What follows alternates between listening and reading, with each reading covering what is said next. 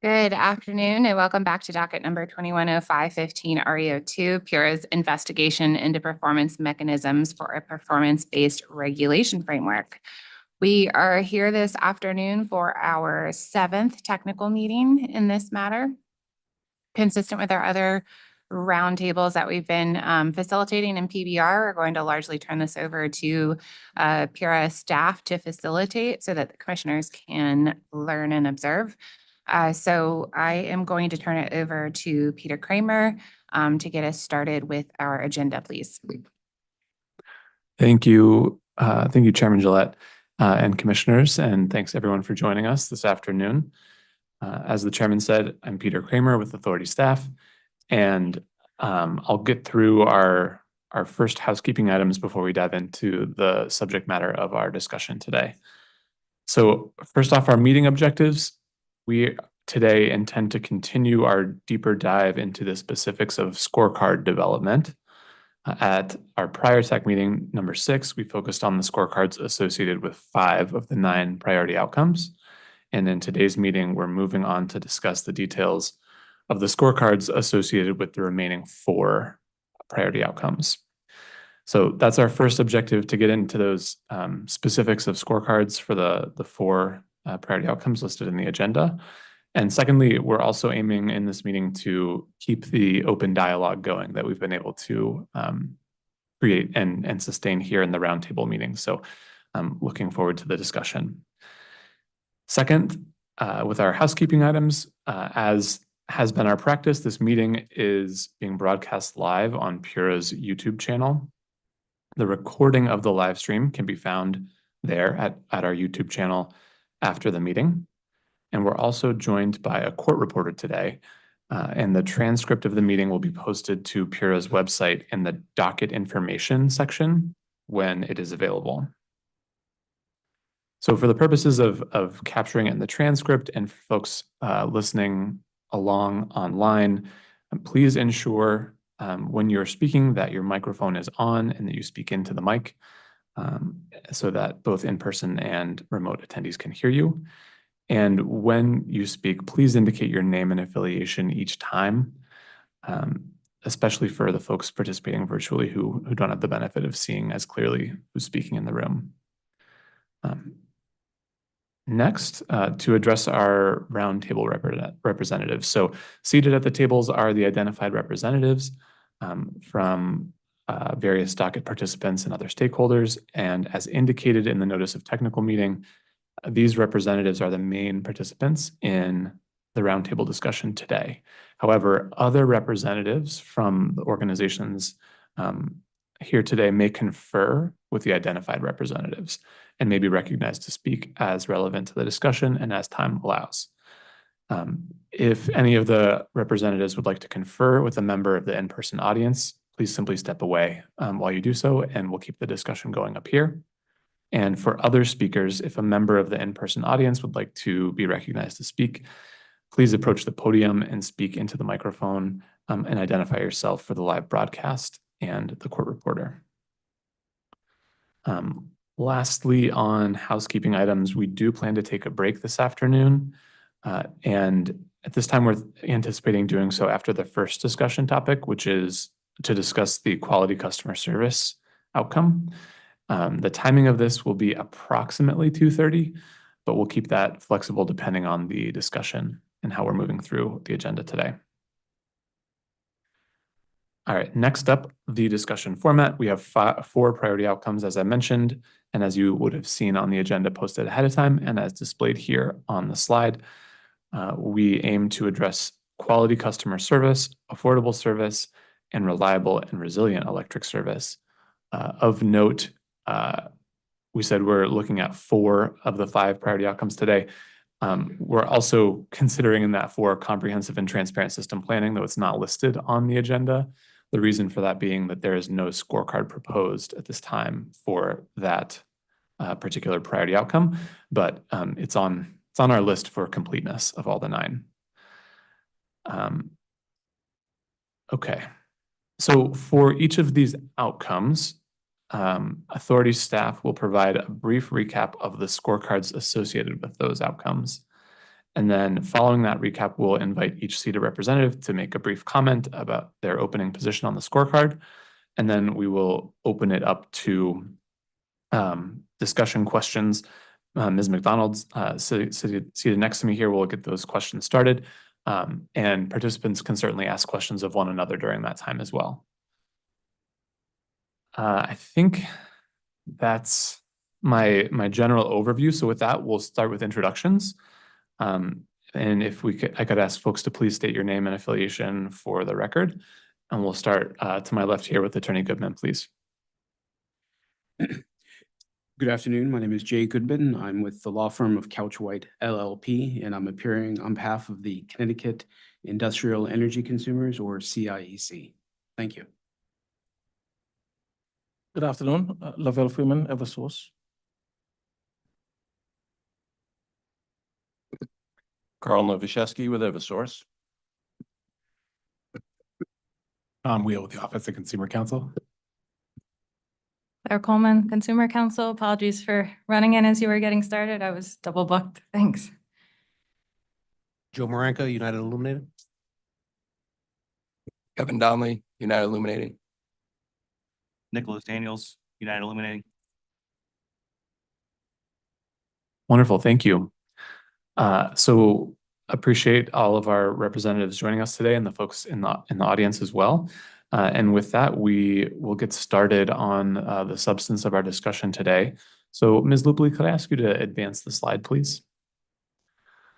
Just as a moment of context setting for anyone who is joining us for the first time today, as the chairman noted, this is the proceeding to investigate performance mechanisms for a performance-based regulation framework.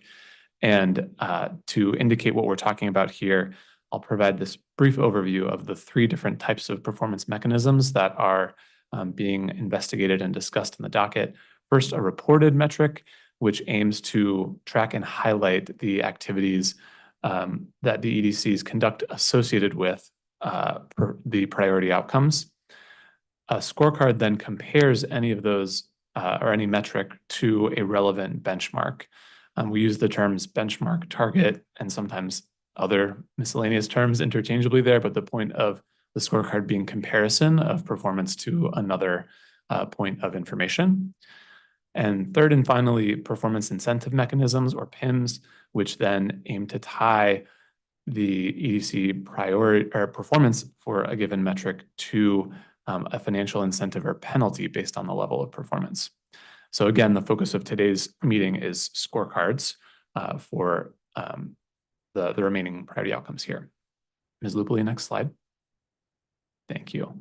We're going to start with quality customer service before moving on to affordable service and reliable and resilient electric service.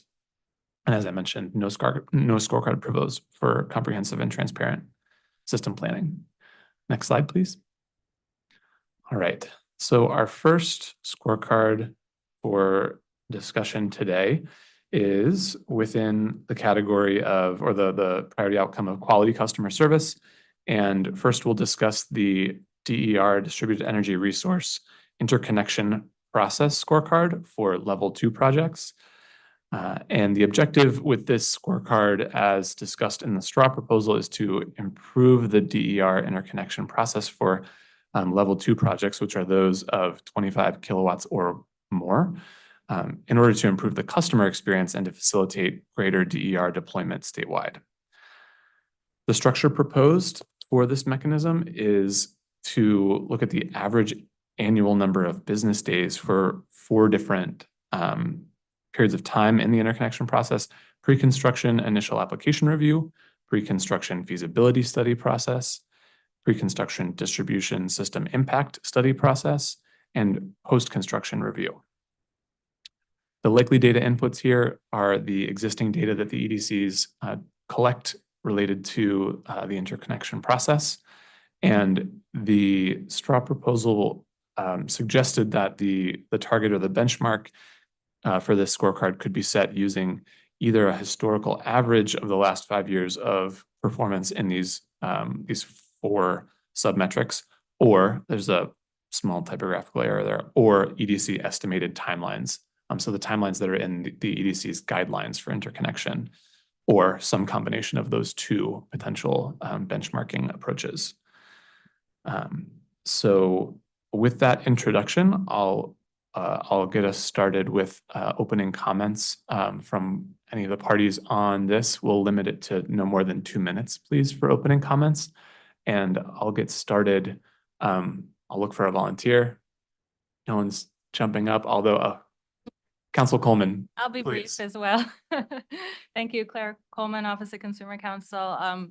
As indicated in our comments in the straw proposal, we do support this scorecard. We think that, even though level 2 projects aren't as common, they will become increasingly more common. And as we integrate larger DERs, the interconnection process and the studies required, will likely become more complicated. So setting up this sort of transparent, data-driven metric against a historical benchmark will be very helpful as these projects become more and more common. Thank you. I'll move on to United Illuminating. Kevin Donnelly with UI. And I'm just going to open by saying I do have a number of colleagues with me here today. I appreciate the opportunity with a full table. Normally, we had a few more participants, so I've asked a few of my colleagues to join me, and we'll bring others up as topics change out. For overall, I think this is an area that we want to track. As you just heard from the OCC, we anticipate there will be more activity. Where we're emphasizing is that our ability to understand the piece that we control and influence versus the piece that's out of our control and influence at each of these stages. What happens when we go forward beyond an initial review and we turn it over to the developer at construction levels and things that happen in between? Many times we're not the ones who are directly in control of that. I think that's a comment we made back in June when we were discussing the PIM associated with the level 1 as well. We are very much look at interconnections as a relationship between the company and the developers, and here with Pura and other stakeholders as well. So we want to see the best way to move through that without having an unintended consequence, meaning tracking and then understanding what that looks like in terms of performance. We've talked a lot about what scorecards mean and what they don't mean. That was helpful, I think, in our last conversation at the end of August. This and others, as we're going to go through the afternoon, might be good examples of things that we can track, things that we can create targets against, but perhaps not one that would be appropriate for a future PIM, depending on the nature of what are those 4 phases, what are the areas that we control and that we do not have control over. Thank you. CIEC, Attorney Goodman, any comments you'd like to open with? Thank you, but no, I have no opening comments on this. Thank you. Mr. Freeman? Thank you, Mr. Kramer. Lavelle Freeman, Eversource. I appreciate the opportunity to make comments and for us to engage on this topic. I think it's extremely important. The transparency that we can provide, I think it's paramount. Distributed generation interconnection itself, it's a complex topic. I think as a company, we've been doing an outstanding job. We've integrated over 1,600 megawatts of DER over the past 2 decades, representing about 80,000 individual projects. And the vast majority of these are smaller projects. But the projects that have the most megawatts are the type we're talking about today, the level 2 projects, which tend to be more complex. And so as we go through the discussions, we really want to highlight some of the concerns we have about enforcing timelines for EDCs with regard to the interconnection process, and the timelines that customers need to respond are also relevant because these impact the EDC timelines. And we have found that as a company, we've given more bandwidth to customers in order to keep their projects in the queue. And so we've been a little bit relaxed about enforcing customer timelines. But if we do begin to enforce those, it could affect over 50% of the customers and lead to large-scale queue withdrawals.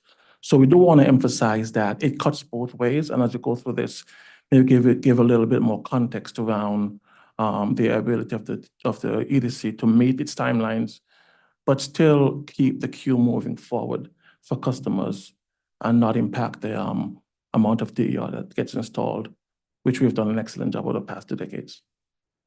So thank you. Thank you, Mr. Freeman. Ms. McDonald, can you start us with some questions, please? Thank you, Mr. Kramer. Good afternoon, everyone. I'll start with UI based on comments that were made to the straw proposal. UI made the comment about renaming the metrics to avoid references to the project's construction milestone for clarity. How can we redefine these metrics to exclude references to project construction milestones while maintaining clarity and relevance?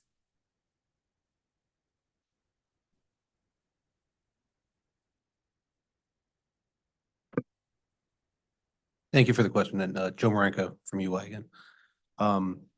It's similar to Eversource's comment there. That comment relative to pre-construction or post-construction was made to highlight sort of parts of the process that are not directly impacted by the EDC.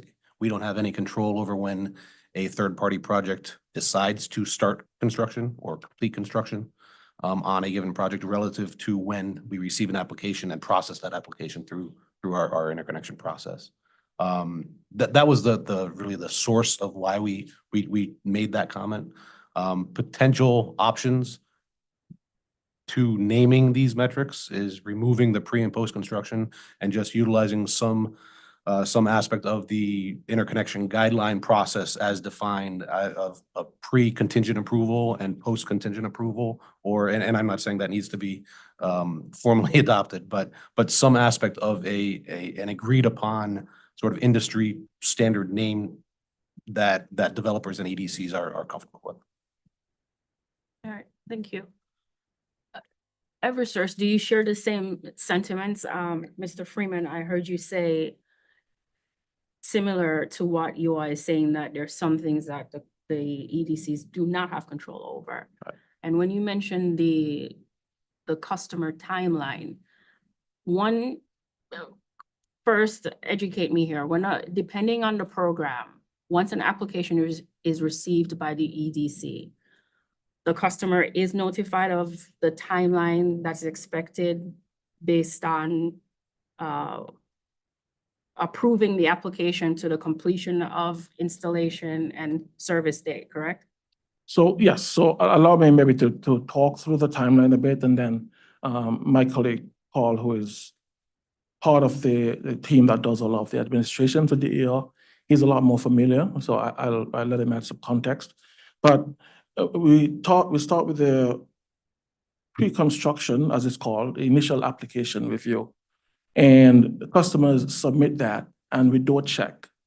And I think we take about 10 business days to do the check on whether it's complete, whether it's consistent, whether it has all of the elements that were needed for us to do the review. And if that's not the case, then customers are notified. But once it's complete, then we would take 15 business days to do that review and then to communicate back to the customer. And I must say that the vast majority of projects do take 15 business days or less. But the ones that don't take 15 business days or less, it's due to some issue with the project that is communicated to the customer, and the clock stops. It's really on hold until the customer can reply. And that same construct kind of goes through all of the other elements, the feasibility study, the system impact study. There needs to be a complete set of information for us to act on. And if it's not complete, we do notify the customers within a certain number of days, which Carl can talk about. And then once the clock starts, then we have a certain amount of time to get through the application or the study process. But if at any point in the study process, we find that there is something missing, something deficient, we communicate to the customer, the clock stops, until the customer can respond. And then we will start the clock. And so the timeline that we've been held to, we would respectfully ask that it includes the time that we have control over and not the time that we're waiting for customers to respond. Or it could be time when no resources are available, like during a storm, to work on the customer's application. And so therefore the clock stops. And there are a number of reasons why the clock would stop, but that's typically the process that we go through. Oh. Yeah, Carl Novashevsky with Eversource. I would add that, when an application is submitted by an applicant, by a developer through our portal, the first review we do is more of an administrative review to make sure everything that we need to push this project along is there. I think Lavelle said complete application, consistent application, and correct application. So the three things we look for in that application. Currently, we're finding that only about 10% of those applications that are submitted by applicants are complete, correct, and consistent and can be moved forward. So there is a bit of back and forth at that point with the customer to correct the deficiencies in the application so it can be pushed into technical review. And when the clock stops after this administrative review, does the company notify the customer of a timeline that they're expected to make these corrections? Yes, we do. When we send email communications to the applicant, who may or may not be the customer, just to be clear about that, to correct the deficiency. So it could be something like a one-line electrical schematic diagram that does not have a PE stamp, which is a requirement. It's published on our website, should be a known thing. But we do receive applications that, for example, don't have that. And so we would request that they correct that and get back to us within 15 days. Okay. Do the companies find that the size of the project influences or impacts the completeness that you're talking about and correctness? I would say, yeah, I'll let Lavelle answer part of that, but I would say size is part of it, but complexity is also important when we look at these projects and for example, in some of the programs that have, NRES program that's currently in play where we have different types of interconnections that are now allowed than had been in the past. Those become a little more complex to get full answers to and to submit information. But the first requirement of just submitting all the required documents is pretty straightforward. And that isn't really influenced by size to get into the process and get it moving in the technical review. I think once it gets into the technical review, which is where Lavelle's team would take it, I think then time can be longer for more complex or larger projects. UI? The same question. Do you find that, does the company find that the size of the project impacts the completeness and correctness that for your administrative review? I would agree with what Eversource said. So, oh, sorry. No, go ahead. I wanted to weigh in more generally, not on this specific large project impact. So if you had a follow-up, I don't want to interrupt that flow. All right, thank you, Council. Before you close out, I'd love another chance to chime in. Sure, I just have one question. I was like, based on that feedback, what if the pre and post construction that the straw proposal referred to were to put that in buckets of based on the complexity and the size of the project? Would that change the comments from the company? Would that make things better or more problematic? No, I don't think so. I think the comments from the company regarding things that are within our control and outside our control, and comments regarding when the clock stops and when it starts, they are more relevant to the more complex projects once we get into the system impact study. And I think that's where it makes a difference. Where the feasibility and the system impact study stage are really different depending on the size of the project, the complexity of the project, the location of the project. Those really do matter. But that initial review, which is the first of those four sections, the administrative part of that isn't so much dependent on the size of the project. It's a pretty structured, formatted application process. Okay, thank you, Mhm. Mr. Freeman. No, nothing further. I would again agree with Eversource in that the initial administrative review of completeness and correctness is a pretty standard approach irregardless of size. All right, thank you. Councilman Coleman, I'll let you go before I continue. Sure, thank you very much. Claire Coleman, Office of Consumer Counsel. I think just to respond to the points that both utilities made with respect to the issue of control, this is a repeat theme, but in this case, with respect to the DER interconnection process, as with other, metrics and scorecards we've evaluated, we don't believe that complete control is necessary or critical to assess the value of information. And in this respect, we're seeking to get a sense of an overall timeline. And we recognize there are different points of interaction with third parties and not everything is within the EDC's control. But if you start putting a start and a stop, on the timeline, we're never going to get a complete and holistic picture of what's actually happening. And it won't be as effective of a tool to really understand where the hangups are or where there are opportunities for improvement. So we would, urge a holistic approach here, recognizing there are different drivers for, complications, delays, et cetera. And then, if it's helpful to add sub-metrics or explanations, this is due to customer providing incomplete information, we'd certainly be open to that. But without having the timeline from start to stop, we won't be able to evaluate the process effectively. Attorney Goodman, and then I'd like to follow up on that comment as well.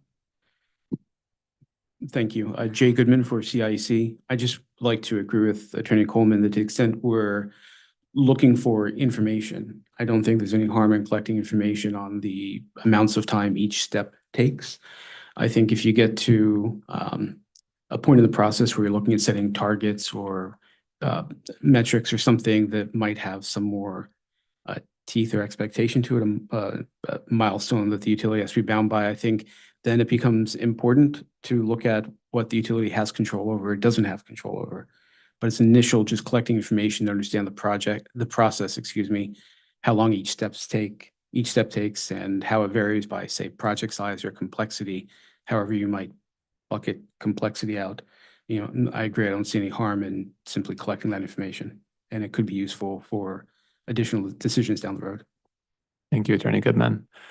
As a follow-up question to the point that Council Coleman made and Mr. Freeman that you raised earlier about potential unintended consequences of tracking the timelines related to interconnection, I'm curious whether either of the companies are held accountable to interconnection timelines in any of the other jurisdictions that they have affiliate companies, and if so, the extent to which that accountability or those timelines looks at only time with the company for an interconnection process versus total time for the interconnection process. Yeah, so I'm happy to start. So yes, in Massachusetts, we are held accountable to timelines. There's a timeline enforcement metric that applies to projects in Massachusetts. And those projects, that timeline enforcement metric does account for holes that are beyond the company's control. So precisely what I described, any interaction with the customer, we were waiting for the customer to provide an updated model or to cure some deficiency in the information provided. The clock stops until the company gets that response back. If there's a storm event and resources are not available, the clock stops. And so the timeline enforcement metric does acknowledge that there are events and circumstances beyond the company's control that the company should not be penalized for when you're looking at the response time. It also, gosh, I had another point and it just flew out of my head, but I'll probably remember. But if I might, Mr. Kramer, respond to the earlier comment from Councilor Coleman. So when you are looking at the data, and I do understand the intent of the question, all of the data that you get, you want to be able to look at it and make a decision and draw conclusions about it.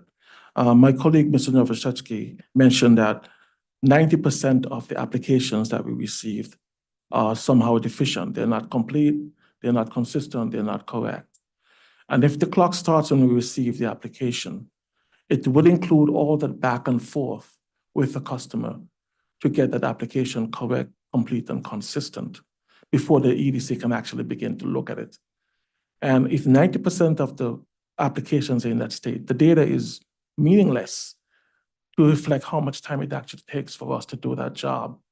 And it, not only that, it varies significantly by individual project.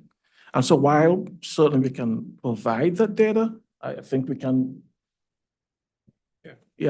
I'm not sure how meaningful it would be to what we're actually trying to achieve, which is to understand how much time it actually takes to get through an application review, how much time it actually takes to do an impact study, and then begin to redress any timelines that impact customer DER interconnections.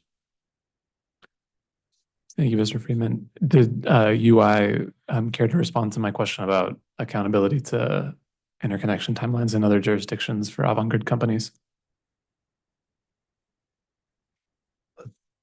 To my knowledge, that other jurisdictions in New York and Maine have similar guidelines in other states, but I'm not aware of any sort of formal accountability that the utilities are held to those guidelines. I would, if I could just offer comments as well as Mr. Freeman to our Council Coleman had mentioned it. I think what would be helpful for us to try to figure out is the purpose of the scorecard. Is it to understand the effectiveness and the performance of the end-to-end process, which involves customers, developers, or the performance of the utility, the EDC, within that process?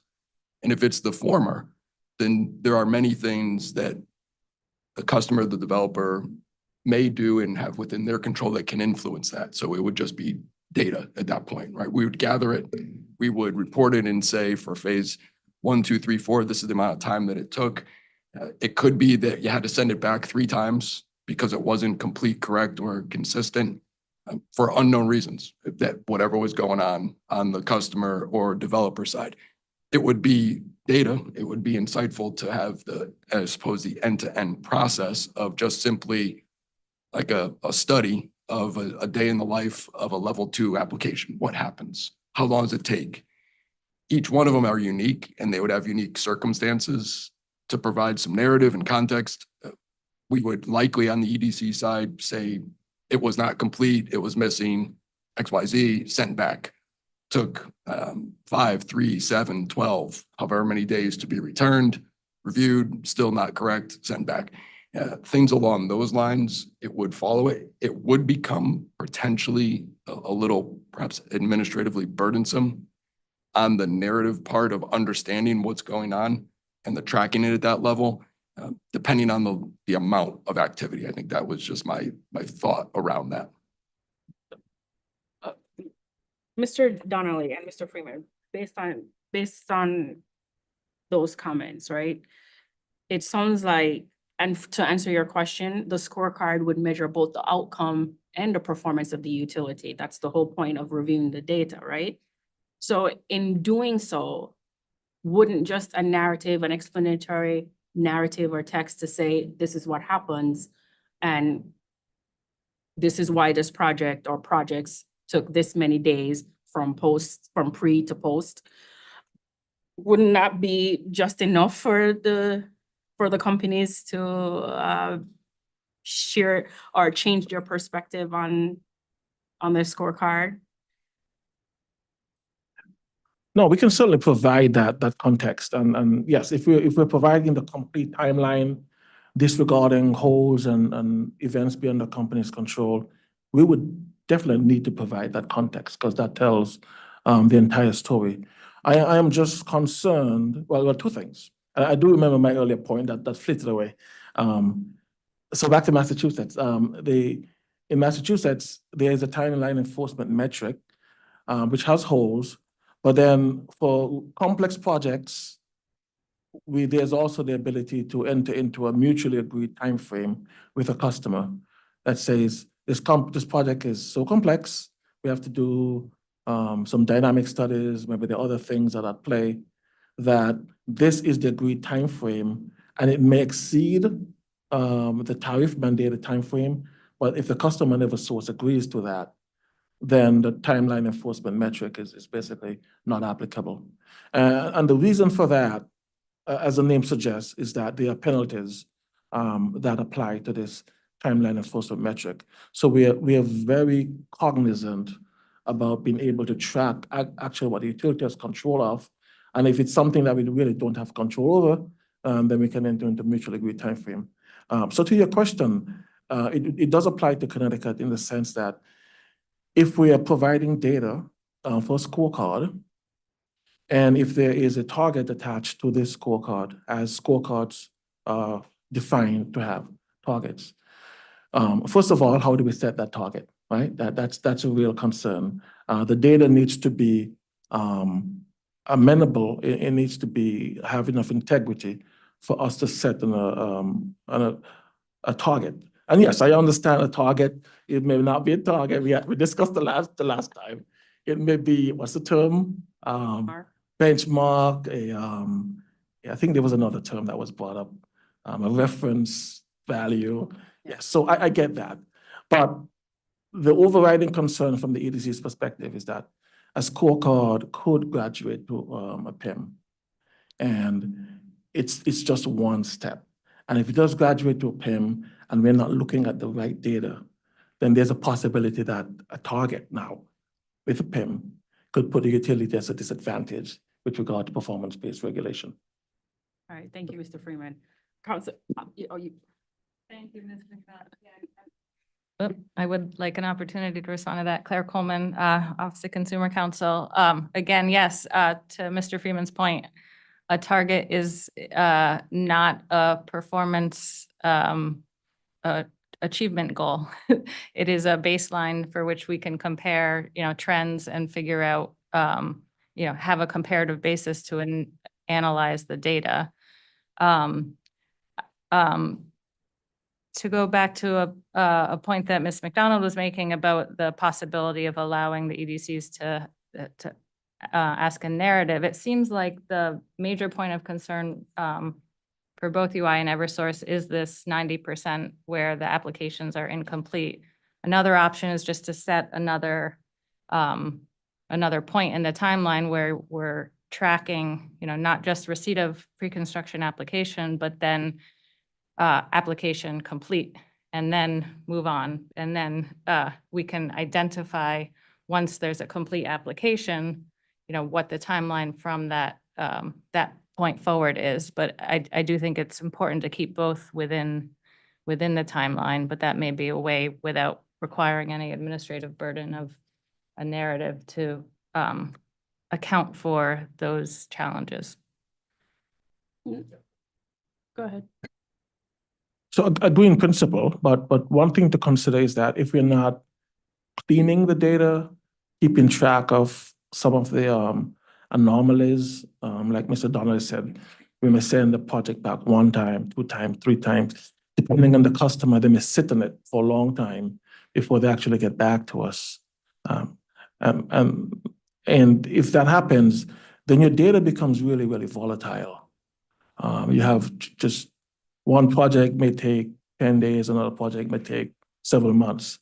And if you're going to have some reference value or something not called a target, but benchmark, then it becomes very difficult to understand if we're actually meeting that benchmark, if we have this volatility in the data that is because it's not clean, and some of these exogenous factors are not accounted for.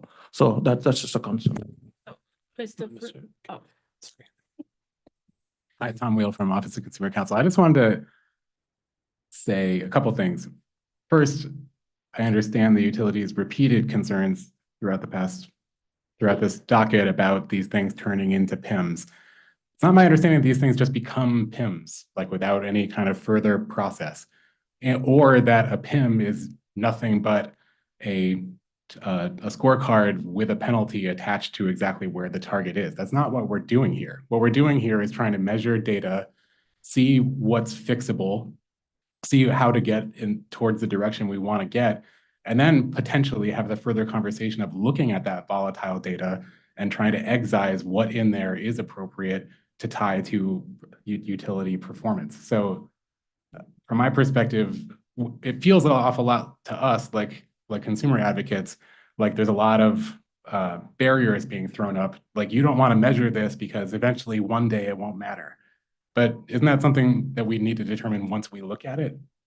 So I just don't really understand the pushback of, well, sure, you could measure activity that's outside of our control, but you can't hold us accountable for it later. That's not the conversation we're having. We're not talking about accountability yet. We're just talking about how to resolve this particular problem, which is to look at the overall interconnection timeline and determine how to make it shorter in order to meet policy goals. May I add to that? Please. Additionally, and I fully agree with everything Attorney Will said, keeping metrics and evaluation of aspects of this process that aren't within the direct control of the utilities is valuable because there are, there is indirect control in many of these things or some level of influence, for just thinking a little bit about this incomplete application challenge. Well, it's a two-way communication between the applicant and the EDCs. So if we're seeing a really long delay between evaluating, why an application has remained incomplete for a certain amount of time, it might be relevant to look at, what is the EDC doing to help communicate the deficiencies within the application? What is the process? So it's not as black and white, I think, as is being portrayed here, as there are aspects of this that we have no part in or that we have full control over. And that's why it's important to keep the entire process within the scorecard so that we can all look at the data. The point of this is to look at the data and figure out what our opportunities are for improvement. Thank you. I wanted to get it back to Ms. McDonald's questions. I know that you had some follow-ups. I do have some follow-ups. Mr. Freeman, I see you also. I wanted to follow up on Mr. Donnelly's, and you concurred, Mr. Freeman, point about the administrative burden. My understanding is that for each of these projects, as part of your administrative role, you are keeping track of the projects, right?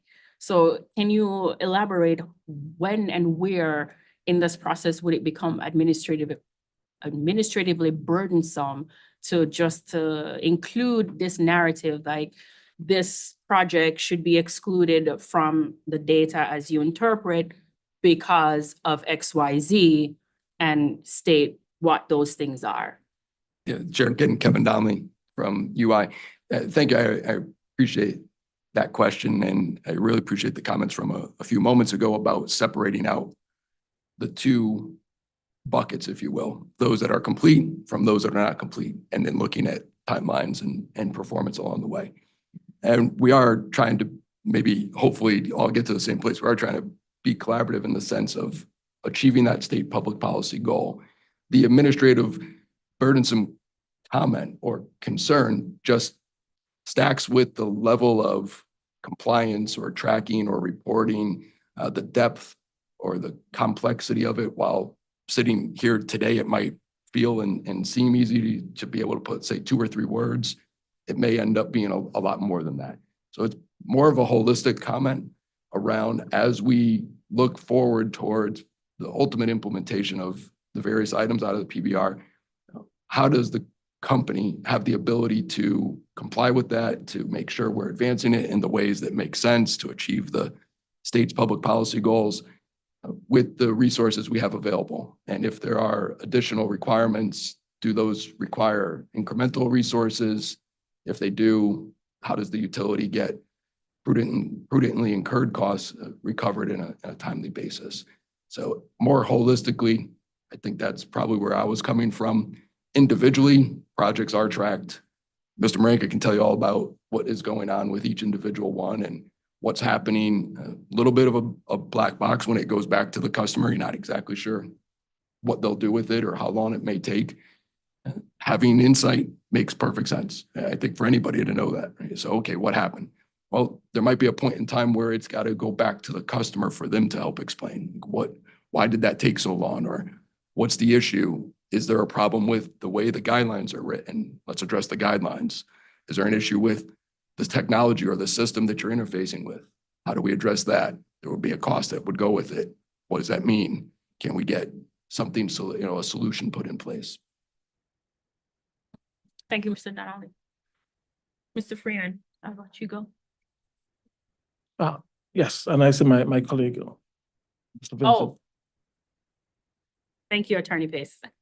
Thank you very much for the opportunity. I appreciate it. Just to add very briefly on behalf of Eversource, I wanted to thank the Consumer Council for making that very important point, which was she sensed there is a hesitancy or reluctance by the EDCs when it comes to discussion of scorecards, and we're putting caveats on that. And the reason why you're hearing the caveats is you hear that concern we have. We can't lose sight of the fact this docket is called performance-based regulation. And we know the intent behind this docket is to hold us accountable for information that the agency and the state is concerned about in terms of important metrics that we're going to be reporting on. And so we appreciate her clarification. I think it'd be very helpful for my clients if they actually can receive confirmation of that from the authority itself. They have the authority say that we're only asking for the information for the sole purpose of a scorecard, and there's not going to be an automatic transformation at some point down the road into a PIM where they could be penalized. Nor would the data be used, for example, in a rate case to seek an ROE penalty. And so our concern always continues to be whenever we're calling it either a target or a benchmark and you're comparing our performance against that, the natural concern we have is how will the data be used and for what purpose? And I appreciate very much her providing from her office's perspective, they don't see it being used for that purpose. If the agency could confirm that, we'd appreciate that very much. The other point I'd like to add very briefly is going to the issue of, does the EDC report the entire process from beginning to end, including the time period over which third parties have control, or just that subpart that the EDCs have control over? And one issue to think about as the authority works through that question is if you say to the EDCs, you have to report the entire process from beginning to end, one potential consequence could be we start to lose our flexibility in dealing with those developers. So right now, if a developer has a certain time frame of 15 days, 30 days, and right now we try to work with people, we give them longer time. A consequence may be that we say there's no longer flexibility. If you miss your deadline, developer, you go back to the beginning of the queue and you start over. So we'll have to take that into consideration when we understand what it is the authority wants us to report and how the data is going to be used. That may be one unintended consequence we have to take into consideration. So thank you for the chance to offer the comments. I appreciate it. Yeah, thank you, Attorney Pace. Yeah, Commissioner Karen. So I appreciate the back and forth discussion, but what keeps poking me in the back of the head is this idea that until an application is complete, consistent, and correct, it seems to me it's not an actual application. It's just a proposed application. So there's a difference. So depending on when you're going to start this shot clock of either gathering data, just for data's sake, to understand the trends of the 90%, and then the real shot clock starts when you have a complete, consistent, correct application. Now you have an application. Before that, you don't have an actual application. So no one submitted anything other than a proposed project. And if that, I don't know if that makes more sense. It makes sense to me that that's the way to be viewing this. And you can still collect the data from the proposed project and then a different set of data once you have a complete, correct the three Cs of an actual application that's complete. I'm just trying to understand, is it this, because I think Consumer Counsel Coleman, you were going in that direction a few minutes ago, and they started poking me in the back of the head. There's this discrepancy about the EDCs things when the shot clock starts and they're being evaluated and being held accountable for something that's out of their control until the application is actually complete and now it's back in their control. Thank you, Commissioner Karen. Yes, my read of the comments was the particular concern with the clock starting at the receipt of application. So my suggestion for adding an additional point in the timeline for once, you know, once the EDCs have a complete application could shed additional light onto, you know, where, if there are any bottlenecks in the entire timeline, where those are occurring in that phase or in a phase later on down. So I think we're on the same page there. I do think it's important to keep the process, you know, keep the entire timeline within the same scorecard to have that complete picture and not break it up into separate data chunks. And I did just want to take a minute to respond to Attorney Pace's arguments. You know, I just want to make sure that our office position is clear that, you know, we haven't seen anywhere in any straw proposal or in this that a scorecard that a scorecard can automatically become a PIM, that the authority can declare a scorecard as now a PIM. We've assumed there would be a process around that. Obviously, it's the authority's discretion, but that's not to say we are not taking the position that a scorecard can never become a PIM. You know, we think it's appropriate in these instances where we're still collecting data and to be able to benchmark that data in order to then set accurate PIMs. And in some cases, scorecards will be appropriate for PIMs, and in others we'll find the data really wasn't useful and maybe it goes back, you know, maybe we get rid of it or we do it in a different way that's more efficient and productive. But certainly just wanted to preserve that aspect of our position for the record. Thank you. Attorney Goodman, I know you wanted to add, please. Thank you. Generally agree. I also see value in understanding the end-to-end timing. And I think what I've heard is that there are milestones along the way where from, say, point A to point B, that step, speaking hypothetically, I don't know what your actual timeline is, that step could be entirely within the utility's control. Point B to C is in the customer's control, and then point C to D comes back to the utility. Without trying to make things unduly complicated, it makes sense to understand not just the end-to-end timing, but each of those steps within it. And that provides useful information.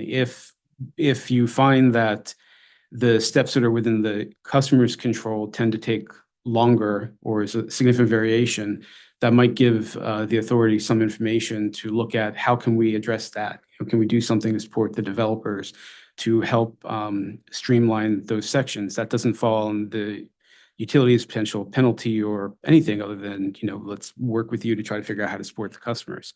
What I also heard, I believe Mr. Freeman say, is that the utility has its own standards, I believe, for at least some of the steps, that 15 business days, I think, to review an application, if I heard correctly, or maybe there's other standards they try to meet for completing a study or completing other steps. I think to the extent you're looking at a target to try to measure utility performance or just understand how the utility is performing, it makes sense to collect information that you see, well, the utility for these steps has certain timelines.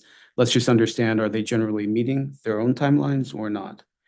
And finally, you know, appreciate Mr. Donnelly's comment about depending on what the utilities are required to do, what they're required to collect in terms of information and a report, that may require incremental resources. I think it's important to have some understanding of what those incremental resources are, or frankly, from CIC's perspective, what the cost of that would be to implement before deciding to, you know, fully commit to, say, having a more expansive collection of data, even though that might be the more useful pathway for just understanding the process better so that you can better look in each section to figure out how to improve it. Final comment, you know, I definitely understand the utility's concern that a scorecard could progress eventually to a PIM. CIC has no opinion as to whether this or anything else should or shouldn't, but I would hope that the better the quality of information that the authority is collecting at the scorecard stage, I would hope would lead to a more targeted and reasonable PIM from if any scorecard were to eventually evolve to a PIM. So, thank you. Thank you, Attorney Goodman. Attorney Will, I see you want to comment. I am going to move us on after your comment to a couple final questions Ms. McDonald has on this scorecard in particular, kind of following up on an implementation comment that Attorney Goodman asked or made rather. So Attorney Will, and then we'll get back to Ms. McDonald's questions. Thanks. I'll try to go quickly. Two things. I just wanted to respond to add to Consumer Counsel Coleman's response to Commissioner Karen, just to say, I think both sets of data are important. I think it's true. We totally recognize that there's a period of time prior to the completion of a fully complete and correct application that there's nothing the utilities can do anything about. But that period of time is contributing to the overall issue we're trying to resolve, which is how long does it take to get this stuff interconnected, right? Like that there's an overall scope, there's a gap in time between when someone wants a DER energized and when it gets energized.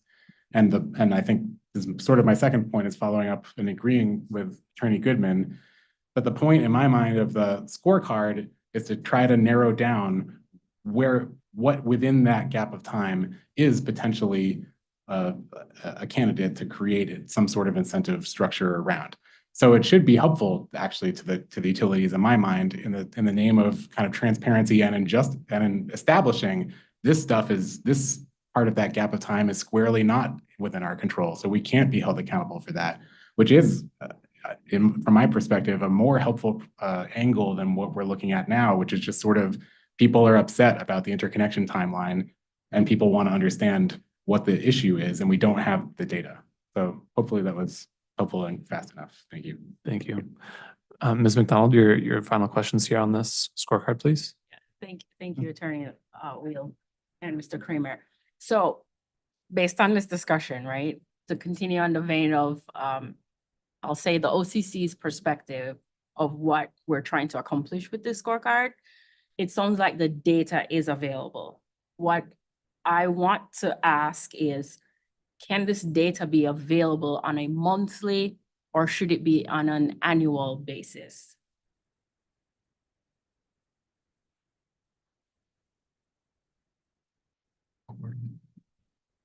Or quarterly?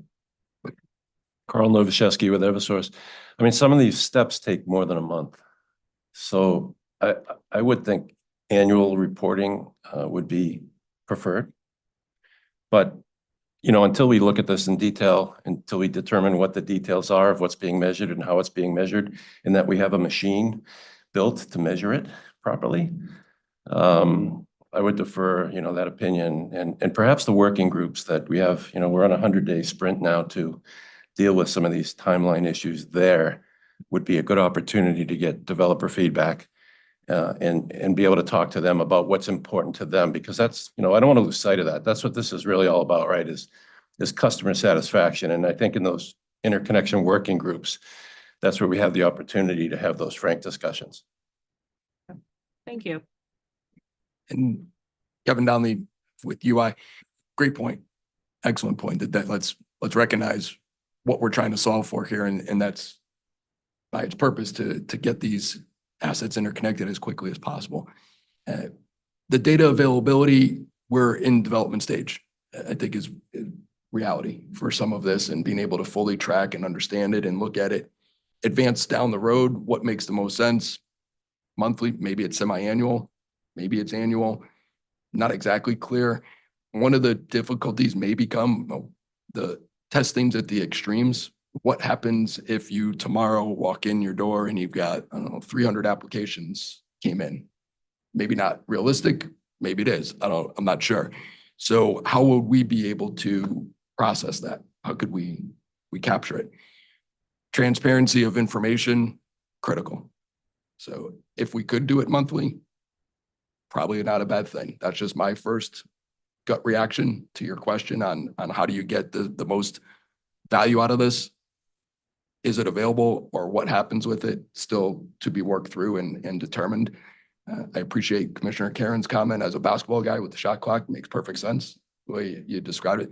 On separating those two buckets out in that manner, I'm just going to make sure my colleague doesn't have anything further to say. Yeah, the only thing was, and I'm sorry, Joe Marenko from UI. The only thing to add was sort of piggybacking on something Carl had just mentioned is that some of these steps and these metrics that we're looking to create a scorecard for take longer than a month in and of itself. The step, some of these studies take up to 60 business days.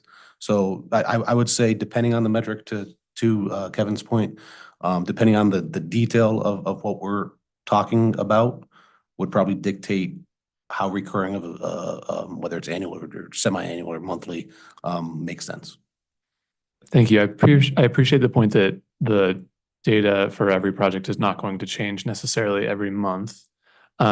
Maybe just to reframe the question slightly, as described in the straw proposal and represented here, are the companies currently tracking this data as described here? Are you currently tracking these timelines?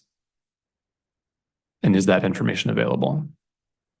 So this specific milestone, I apologize. I believe there's 4 milestones associated with this. UI is currently tracking, I believe, 2 of them, but 2 of them need more work because they get into more granular detail than we had existing. Thank you. Yeah, I think looking at these metrics, it's important to note that not all projects get constructed. Not all projects get a feasibility study. So we are tracking a lot of data, and the process has shifted, I would say, somewhat over time as new programs have come into place. You know, with the NRES program, for example, and with the direction to do more work up front on the details of the interconnection as opposed to in the past. So I would give a qualified yes to that. We are collecting the data, but if you start looking at historical data, it's really an apples to oranges comparison to what was done before. So it's kind of hard to make that leap. Thank you. Okay. I think we've covered some good territory on this scorecard, and we have 2 more within this outcome to address. So I'm going to move us along to our next scorecard. Thank you, Ms. Lupoli, which is on the screen here now. The customer satisfaction scorecard. Here, the objective, as described in the straw proposal, is to improve the customer experience as measured by customer satisfaction survey results in 3 main utility interaction categories: customer service support, interconnection process, and service interruptions. And the straw proposal described these as the broad categories, I believe, through a proposal from the OCC, and also contemplated some contextual submetrics to provide some additional information as to what other factors might be going on for customers at this time, including current rates for standard service, weather, or temperature rather, and the data inputs. The expectation at this, as articulated in the straw proposal, was that this data is already collected through customer satisfaction surveys, and the targets will be based on a historical average with monthly reporting. I will just point out that the straw proposal in the mechanism structure noted the recommended categories of data collection, but not the specific submetrics. So that is certainly something that was identified for further discovery throughout this docket. So with that summary here, I'll see if folks have a brief opening comment, and I'll start Eversource if you'd like to identify yourself and open us up. Yeah, good afternoon. This is Jared Lawrence with Eversource, and I appreciate the opportunity to talk on this scorecard metrics. So first of all, I'll start by saying we welcome the transparency of these metrics. We actually track them. They're part of our data-centered management philosophy for delivering quality customer service. So wholly supportive of tracking and reporting on these. The details around target setting are what's important. So while we are wholly supportive of the policy objectives associated with these metrics, I do want to point out that if we were to, by PURA's definition, assign targets to them on the scorecard, that we feel like that would be contrary to PURA's design principles for a scorecard metric, because there are unique factors in Connecticut that drive each of these metrics, and there's also an inherent volatility of them. And so I hope we have a chance to get into that in the course of the discussion. If I can, I'll just share one example to kick things off here. And that is that our current customer service experience is influenced by PURA directives regarding call handling.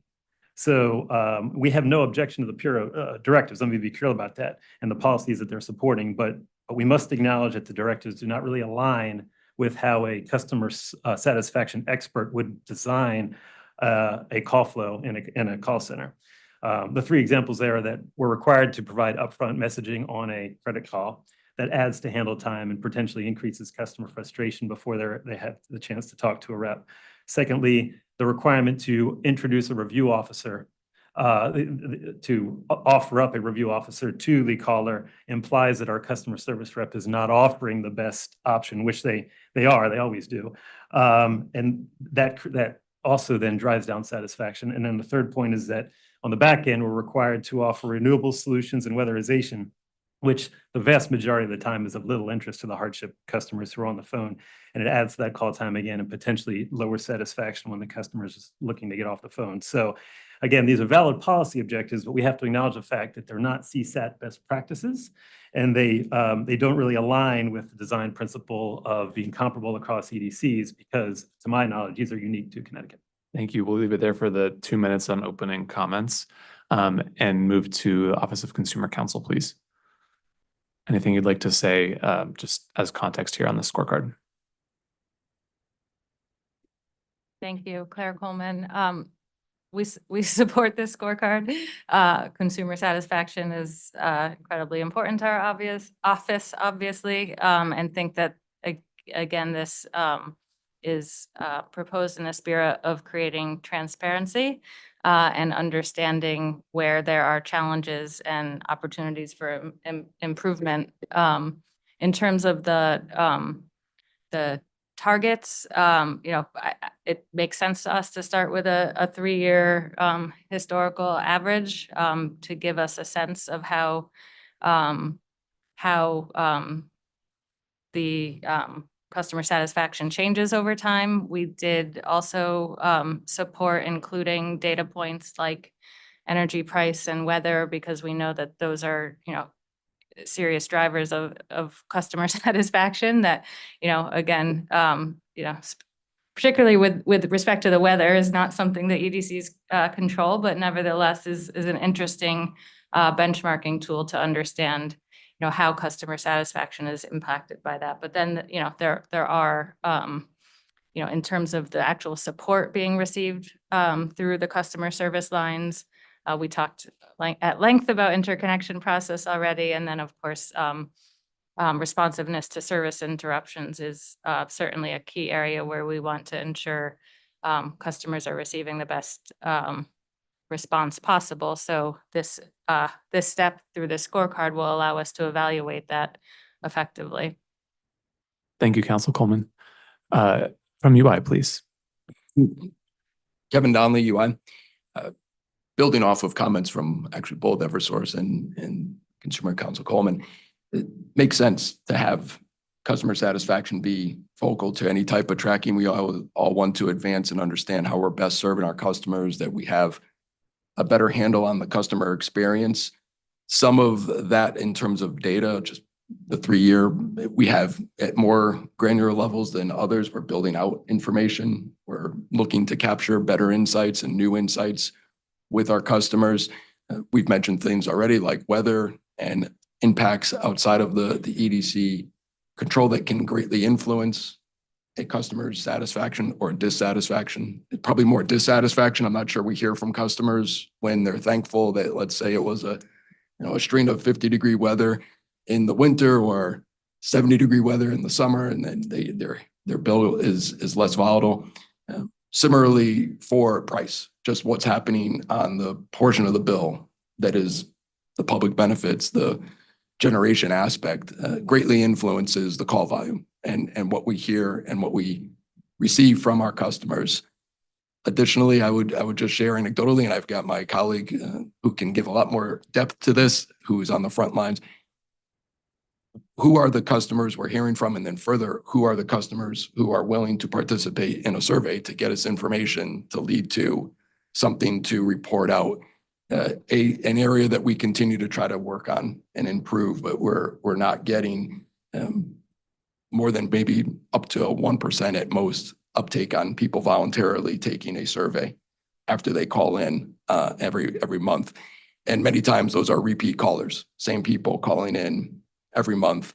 And so you might get the same sort of trend or information from a very small select group of individuals. Thank you, Mr. Donnelly. And finally, Attorney Goodman, any opening comments you'd like to make for CIC? No, CIC does not have any opening comments on this. Thank you. Ms. McDonald? Thank you.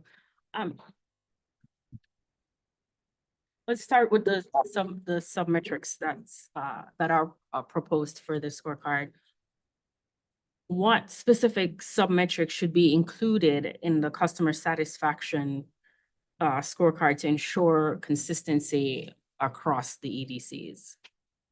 Do the companies have any thought on that?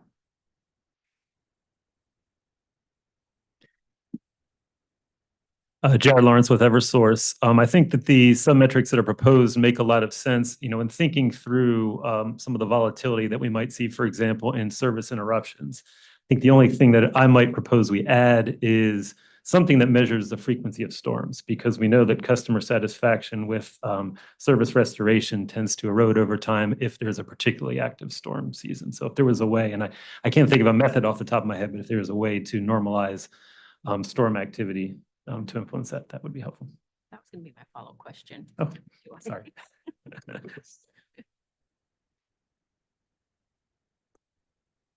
Daniels here, UI, and I would say similarly, when there's price fluctuations in the generation charges, biannually as we move into winter months with gas prices, what we've seen over the last couple of years, something to normalize that, because we know that that definitely has an impact on customer perception and satisfaction.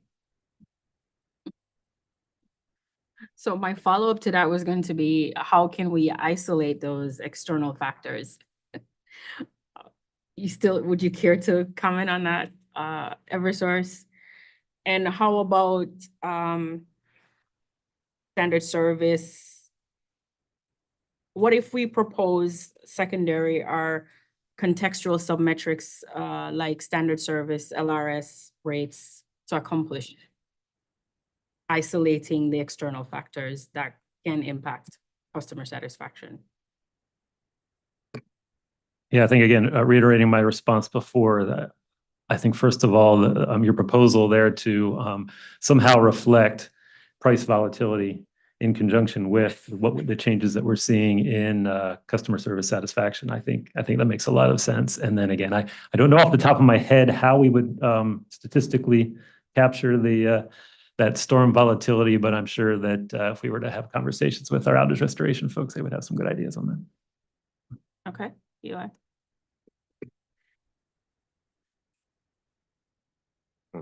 Matteo Ferrari, United Illuminating.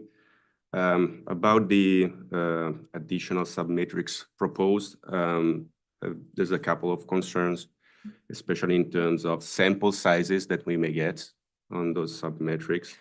And again, I reiterate the fact regarding the external factors. Of course, extreme weather condition may heavily affect the CSAT scores. So it would be interesting to introduce some sort of normalization for that topic, but we have to think a little bit about it on how to include that part.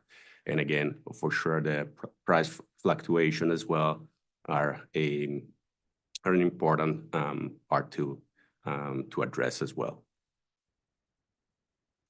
Thank you. Ev- Eversource, based on your comments to the straw proposal, that is, what alternative approach can be used to measure the satisfaction of industrial customers, given their interactions are different interaction channels and surveys? Oh, thank you, Ms. McDonald, for asking that question. That was something I was hoping I could get a chance to work in.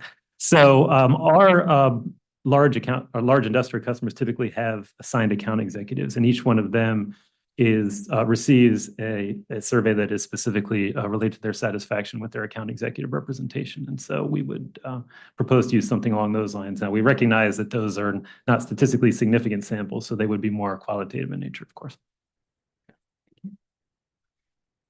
Does UI share those concerns for your industrial and commercial customers also? Matteo Ferrari, United Illuminating. We agree on using qualitative research for this type of customers instead of qualitative research. And UI, in your response, you mentioned the sample size, right? I gather there are limitations based on the number of industrial and commercial customers. But do you have any idea how we can make this meaningful for the data collection? I know I heard you say you have to think about the different interactions, but I want to talk about the sample size that's associated with these types of customers. When it comes to the sample size, I'd say that starting with the overall satisfaction, it's something that might help in getting some significant samples, first thing. So having a broader perspective on the satisfaction from our industrial and commercial customers, rather than looking at some specific sabermetrics. Yeah. Eversource, would you like to add to that? Or do you share the same sentiments? In terms of methods to achieve statistical significance? Yeah, for your sample size. I think I would be out of my element to specifically opine on how to change the survey to achieve, again, because our account executive relationships are one-to-one. And it's a relatively large population of customers overall, and the issues that each customer faces would be unique. And so it would be difficult to come up with a statistically significant kind of issue normalized survey that would get at the kind of the general provision of service to those assigned customers. Yeah. All right, thank you. And I know we talked at length about the customer in our previous discussion on the DERs. I'm wondering how we can ensure the transactional surveys adequately capture the satisfaction of the customer interactions when it comes to DER in this scorecard.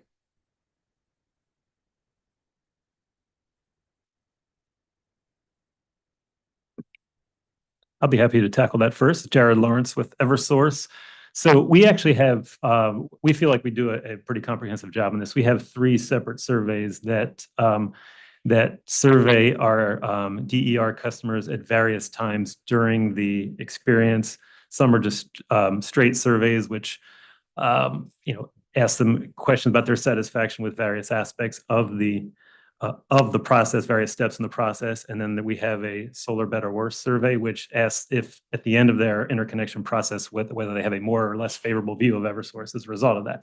So we feel like we come at that from from a multiple different directions. And frankly, we would recommend in terms of nailing down what's the appropriate survey method to use for this PBR construct, that we convene a group of stakeholders to decide what's the best approach. Thank you. Agreed with Eversource. Okay. All right, so let's move on to the likely data inputs. Can the EDCs readily provide this information, and is the historical data available for the past 2 to 5 years? Jared Lawrence with Eversource. Yes and yes, we review these regularly. We have historical data going back many years. The one point that I would make to that, though, is that there is a lot of seasonal volatility, even in transactional surveys, a lot of seasonal volatility. And so for scorecard purposes, we might recommend a trailing 12-month index, maybe reported on a monthly basis, but still reflecting trailing 12 months of scores to try and even out or normalize the seasonality that we see. Okay, thank you. Dr. Ferrari, United Illuminating. Also, we have data going back many years as well. And again, probably the best way to have the metric would be on an annual basis, but with monthly check-ins to take into account seasonality and other external factors that may have changed the results. Right, and just a simple explanation for the seasonality factors that you mentioned would be sufficient for reporting purposes, that is. Yes, I mean, by looking at the data on a monthly basis, we can see if there's any seasonality going on. And so we can try to tie back any type of, if there's been any type of external influence into the CSAT scores by comparing them also to an annual CSAT average. Clear up something for me, because Mr. Lawrence, you said to a trailing 12-month. I'm wondering then, is it for the purpose of this, then we shouldn't be looking at a calendar year, but perhaps the previous season, so trail to the following season? Yes, Jared Lawrence with Eversource. So the way that what we're proposing is essentially, so let's say we are capturing the scorecard value for September of 2024. It would reflect the average of the last 12 months. So it would, add up each of the scores for each of the months going back to October of 2023, divide by 12. And then next month, we would shift it forward once. What it would show is over an annualized basis, whether we are improving or declining, ideally improving. All right, thank you. Thank you for clearing that up. Yep. If I could, Nick Daniels with UI, just want to talk a little bit about the data being collected here. And I know it should be in terms of, contact sat, customer satisfaction, make sure that we're incorporating the different channels that the customers contact us through. Depending on the customer type, their contact method, channel of contacting us, that is going to drive different satisfaction results. Making sure that we're accounting for the satisfaction levels of customers who are engaging us digitally, as well as through contact center channels or email channels or what have you. I think it's important to have a holistic view of customer sat through the channels that the customers choose to engage us, and not a particular channel or a particular reason type for contacting the company. Thank you for that, Mr. Daniel. So in reporting for the scorecard, would it make sense then to list the interaction channel, as you say, and for the data input to just clearly identify which channels were used in the reporting? I think it would be helpful to benchmark that and would help maybe support what channels drive best satisfactions to customers to talk about future investments and those sorts of things. Thank you. I had a follow-up question to the discussion here. So I think in the opening description that I provided, I think what we've got represented in the STRAW proposal are some categories of submetrics, but not the specific submetrics that would be, or the specific survey questions or what have you, that would be measured within this scorecard. And so it's, I think it's clear from the comments from the companies, this is information that you're tracking very regularly, working with very regularly. And so my question is, would the companies be in a position to, this is not a formal request to put something into the record, but would the companies be in a position to put something into the record to propose a more detailed mechanism structure than what we currently have in place in the straw proposal? So are there, within these categories, specific submetrics that the companies would be positioned to recommend for the structure of this scorecard?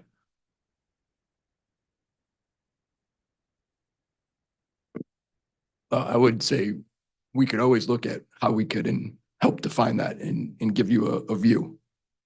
In terms of what's available, one of the unknowns for me, maybe because I just don't deal with this every day. Admittedly, it's not my area of expertise or responsibility day to day.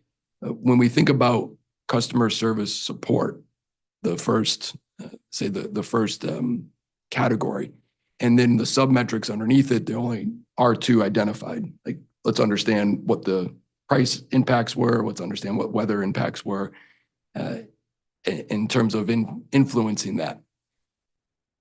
To make sure I'm clear, are you looking for us to be able to better define what are the other types of submetrics that might better inform the level of customer service support in that category? Yeah, thank you for the clarification question.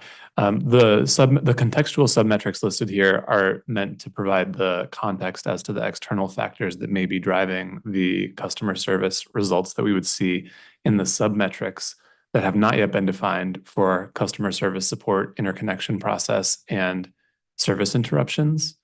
And so the question is, and I think it's probably at this point better for an interrogatory or written comment request to ask the companies for a specific proposal on the submetrics that would address those three areas. And my question was just to ask whether the companies are in a position to do so. And I'm seeing a nodding head from Mr. Lawrence. So I think it's probably better for a written response rather than the meeting. I just wanted to get a temperature check on how we would get to that level of detail that we certainly need to make a determination on the scorecard. Mr. Lawrence. First of all, I'll say that, yes, we would be supportive of that, but I do want to just draw a clear distinction here, and it's not my spot to speak for UI, but my understanding is that we have different survey methodologies. UI uses NPS, we don't. I think we're both probably equally proud of our Voice of the Customer programs. And so I would assume that the request is for each one of us to propose our own unique methodology as opposed to reaching a consensus, because that would probably be a fairly burdensome process for us to try and negotiate a middle ground between the two of our programs, if that makes sense. Thank you. Okay. I'm going to move us on to our next scorecard then. Thank you for the discussion here. So it is nearly 2:30, but I am going to boldly press ahead on our next outcome scorecard here. So Ms. Lupoli, could you advance the next slide? And after we have the discussion on the third and final proposed scorecard for quality customer service, we'll move into a break after this. So to briefly summarize what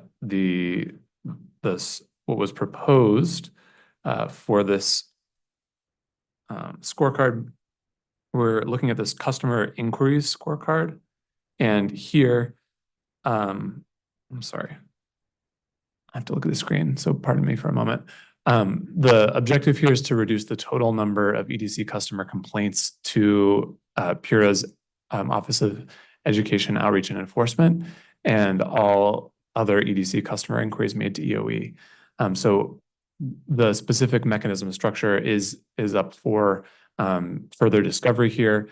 And we also did propose to have similar contextual submetrics to again, indicate what might be going on and with respect to customer experience, and therefore driving the rates of inquiries received by EOE. Further investigation needed on the specific data points here, and so I'm hoping we can initiate that discussion today, as well as the target setting methodology. So much to explore in this one, and so I will start for maybe an opening comment from the Office of Consumer Counsel, if you don't mind. Sure, we're certainly generally supportive of the scorecard and the goal of improving EDC response to customer complaints and improving, not just timeliness, but also,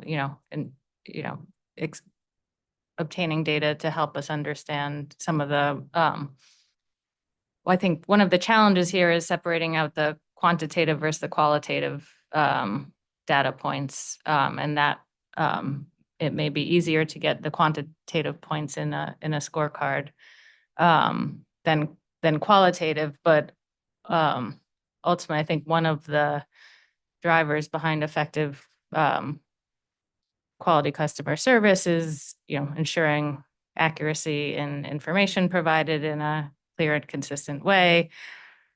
I think in terms of the details here, it's a little hard because we're not EOE and we don't engage in the process between EOE and the EDCs with respect to customer inquiries.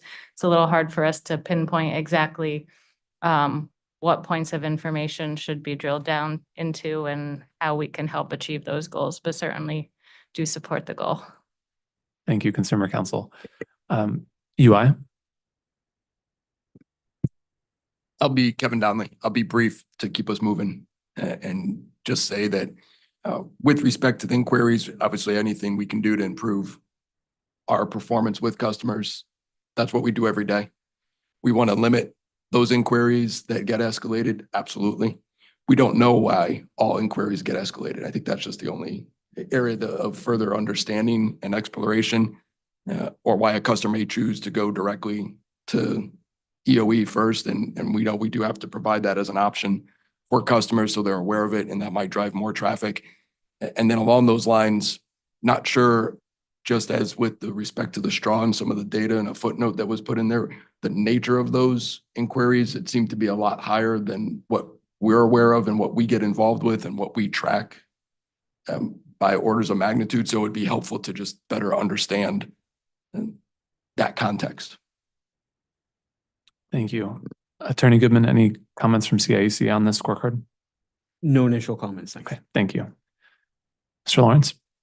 Jared Lawrence with Eversource. First of all, we appreciate the focus on this. This is complaints and inquiries are a KPI that we track and analyze in great detail. We already administer a robust review process on a monthly basis. And we also carefully scrutinize every single complaint that comes in through EOE. And we apply what we call our human performance methodology for any complaint that we deem to be justified. And that tends to be a fairly rare instance. I will note in the straw proposal that the reference to the increasing volume of inquiries that are directed to EOE, we are completely sympathetic to that and eager to work with them to reduce those. Our observation is that customers react to the environment. And right now we're in a kind of a climate of anxiety, and the climate of anxiety leads to a climate of escalation. So we strive in every interaction to educate our customers, to provide first contact resolution, to give them quality solutions. But what we cannot do is force them to like price increases. We can't force them to like policies that are non-discretionary. And so we're eager to use this as a metric to kind of work collectively on ways to lower that climate of escalation. I do think from a scorecard perspective, the focus should be more on justified complaints. And if we have time later on, we can talk about what we view as the criteria for a justified complaint.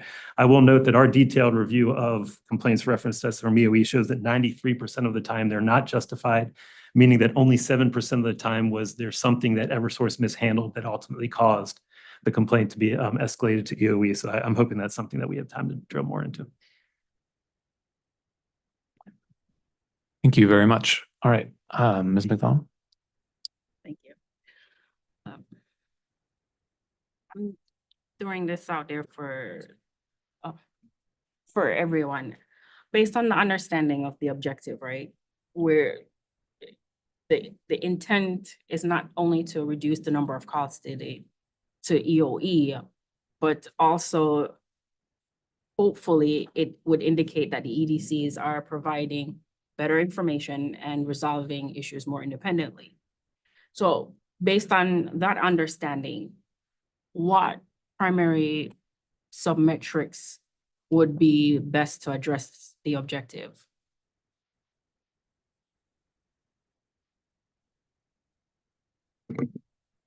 So I think what was mentioned just a moment ago on kind of preventable escalations would be an important submetric to look at. I know that across the Avangrid utilities, in some states, we do look at preventable versus non-preventable complaints. So where the onus is on the EDC to have done something that would have mitigated that escalated complaint, I think that's an important part of understanding what that metric really means. So we should have separate buckets of preventable versus, Yes. okay. Eversource? Jared Lawrence with Eversource. I completely agree with that. Like I said, we characterize each one of the complaints referenced to us as either, or referred to us as either justified or unjustified based on our deep analysis. And then we also look at the specific drivers. And so, you know, we take full accountability for the process improvement and the coaching whenever it's one of those rare instances that it's a justified complaint. But we also capture the data as to whether the driver was confusion about a billing policy or, renewable options, whatever it is, we categorize those. And I think that by creating transparency on those in a non-target way, it would allow us all as stakeholders to reach consensus on policy improvements and other improvements to practices in Connecticut that would improve customer satisfaction and reduce the number of complaints. Thank you. Would the OCC like to chime in?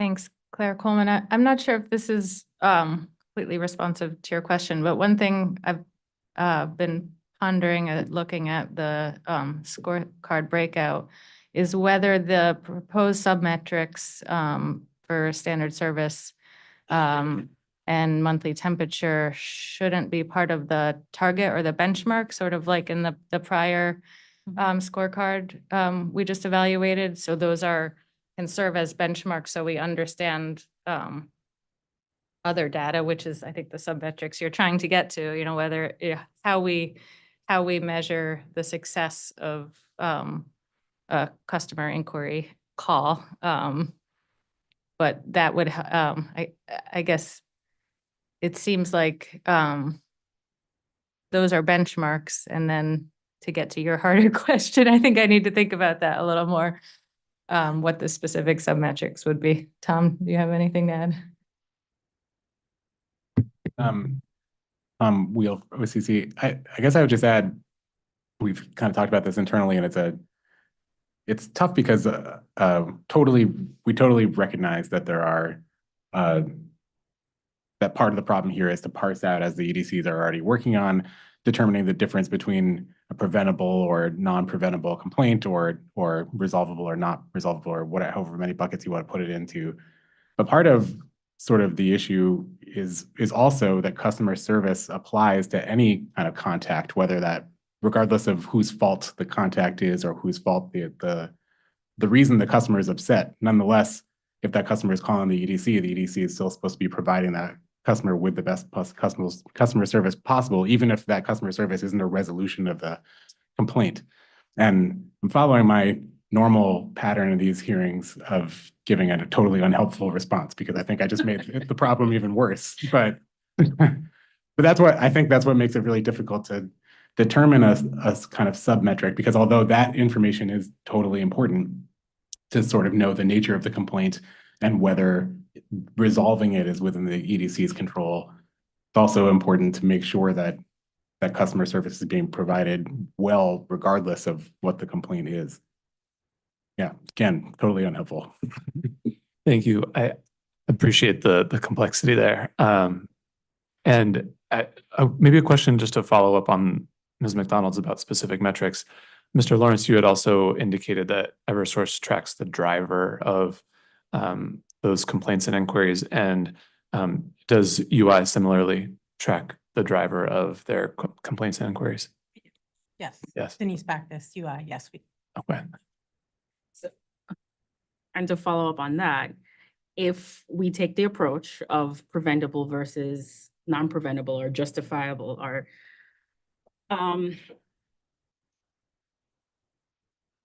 we'd have to dig deeper into that. How then would we use that information to measure the gaps in the customer satisfaction or the customer improvement when it comes to these complaints or inquiries? Because as to Attorney Wheel, which it was somewhat helpful, the whole point though is to provide quality customer service.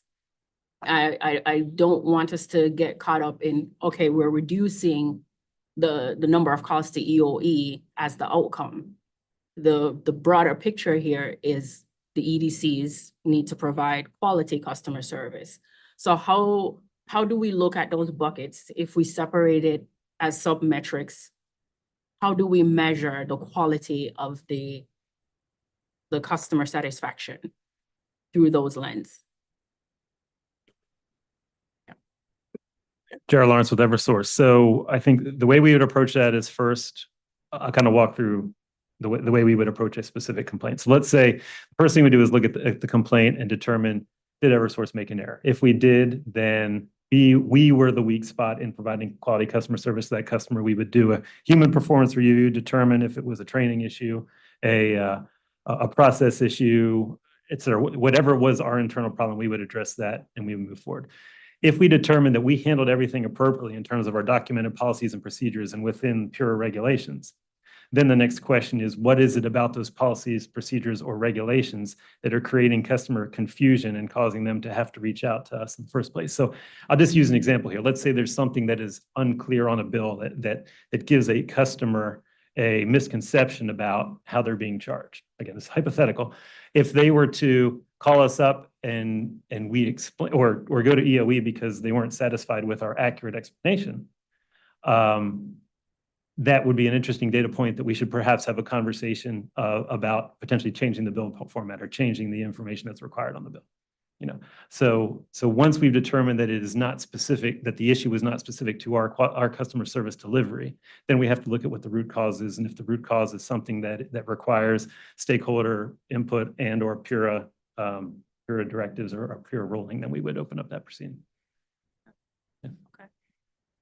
And while I think that, you know, this metric is a potential indicator of quality of customer service, there are other metrics that we're looking at within this scorecard, like the ones that we've talked about before that are probably more best suited or give a little bit more, you know, direction or have more of a correlation to quality of customer service.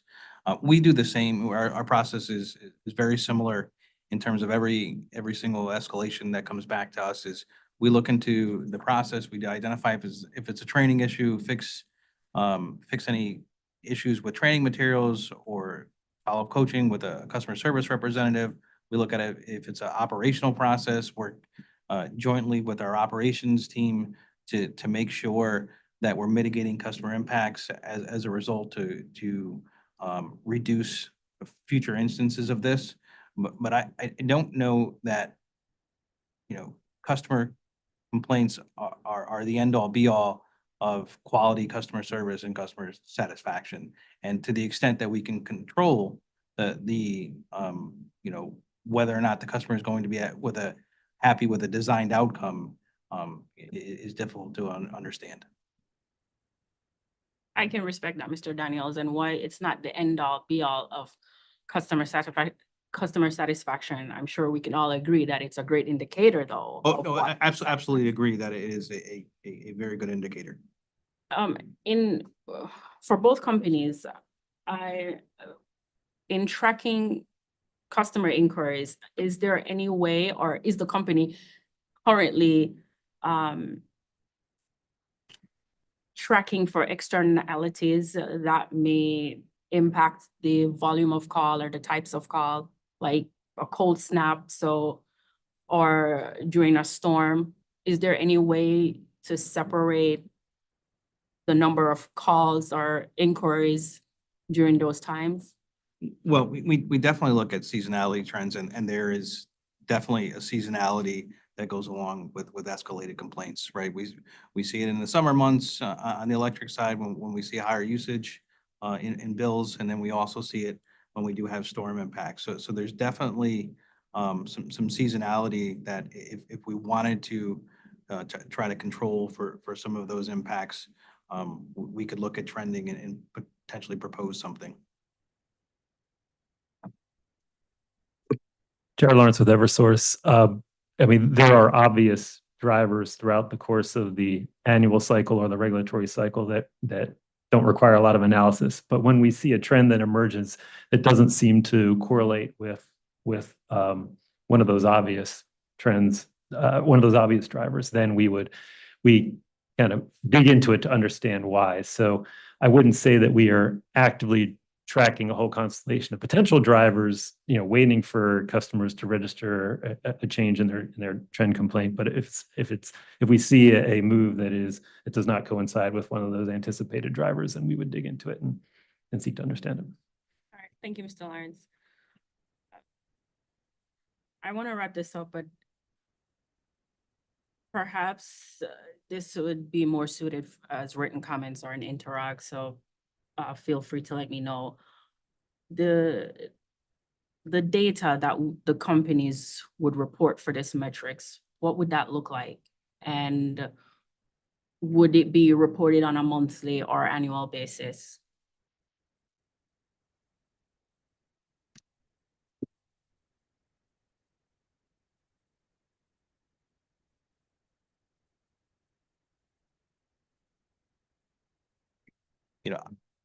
I don't foresee an issue with us providing that data set on a monthly basis. We tend to track this data set on a daily basis, so we would readily have the information available. Okay. Jared Lawrence with Eversource. Yeah, similar answer. We track it on a daily basis. The analysis, the categorization they talked about is typically done on a monthly basis. So that would probably be the most convenient for us. All right. Thank you. That's all I have. Okay. I think we can leave the discussion there for our quality customer service outcome. Thank you for the comments and the insights here. It's 2:46. Chairman Gillette, to make up a little lost time, if we go for a 10-minute break, that work for you? So we'll resume at 3:56. See you back here in 10 minutes. Thank you. 2:56, sorry, 2:56. Just trying to rush it.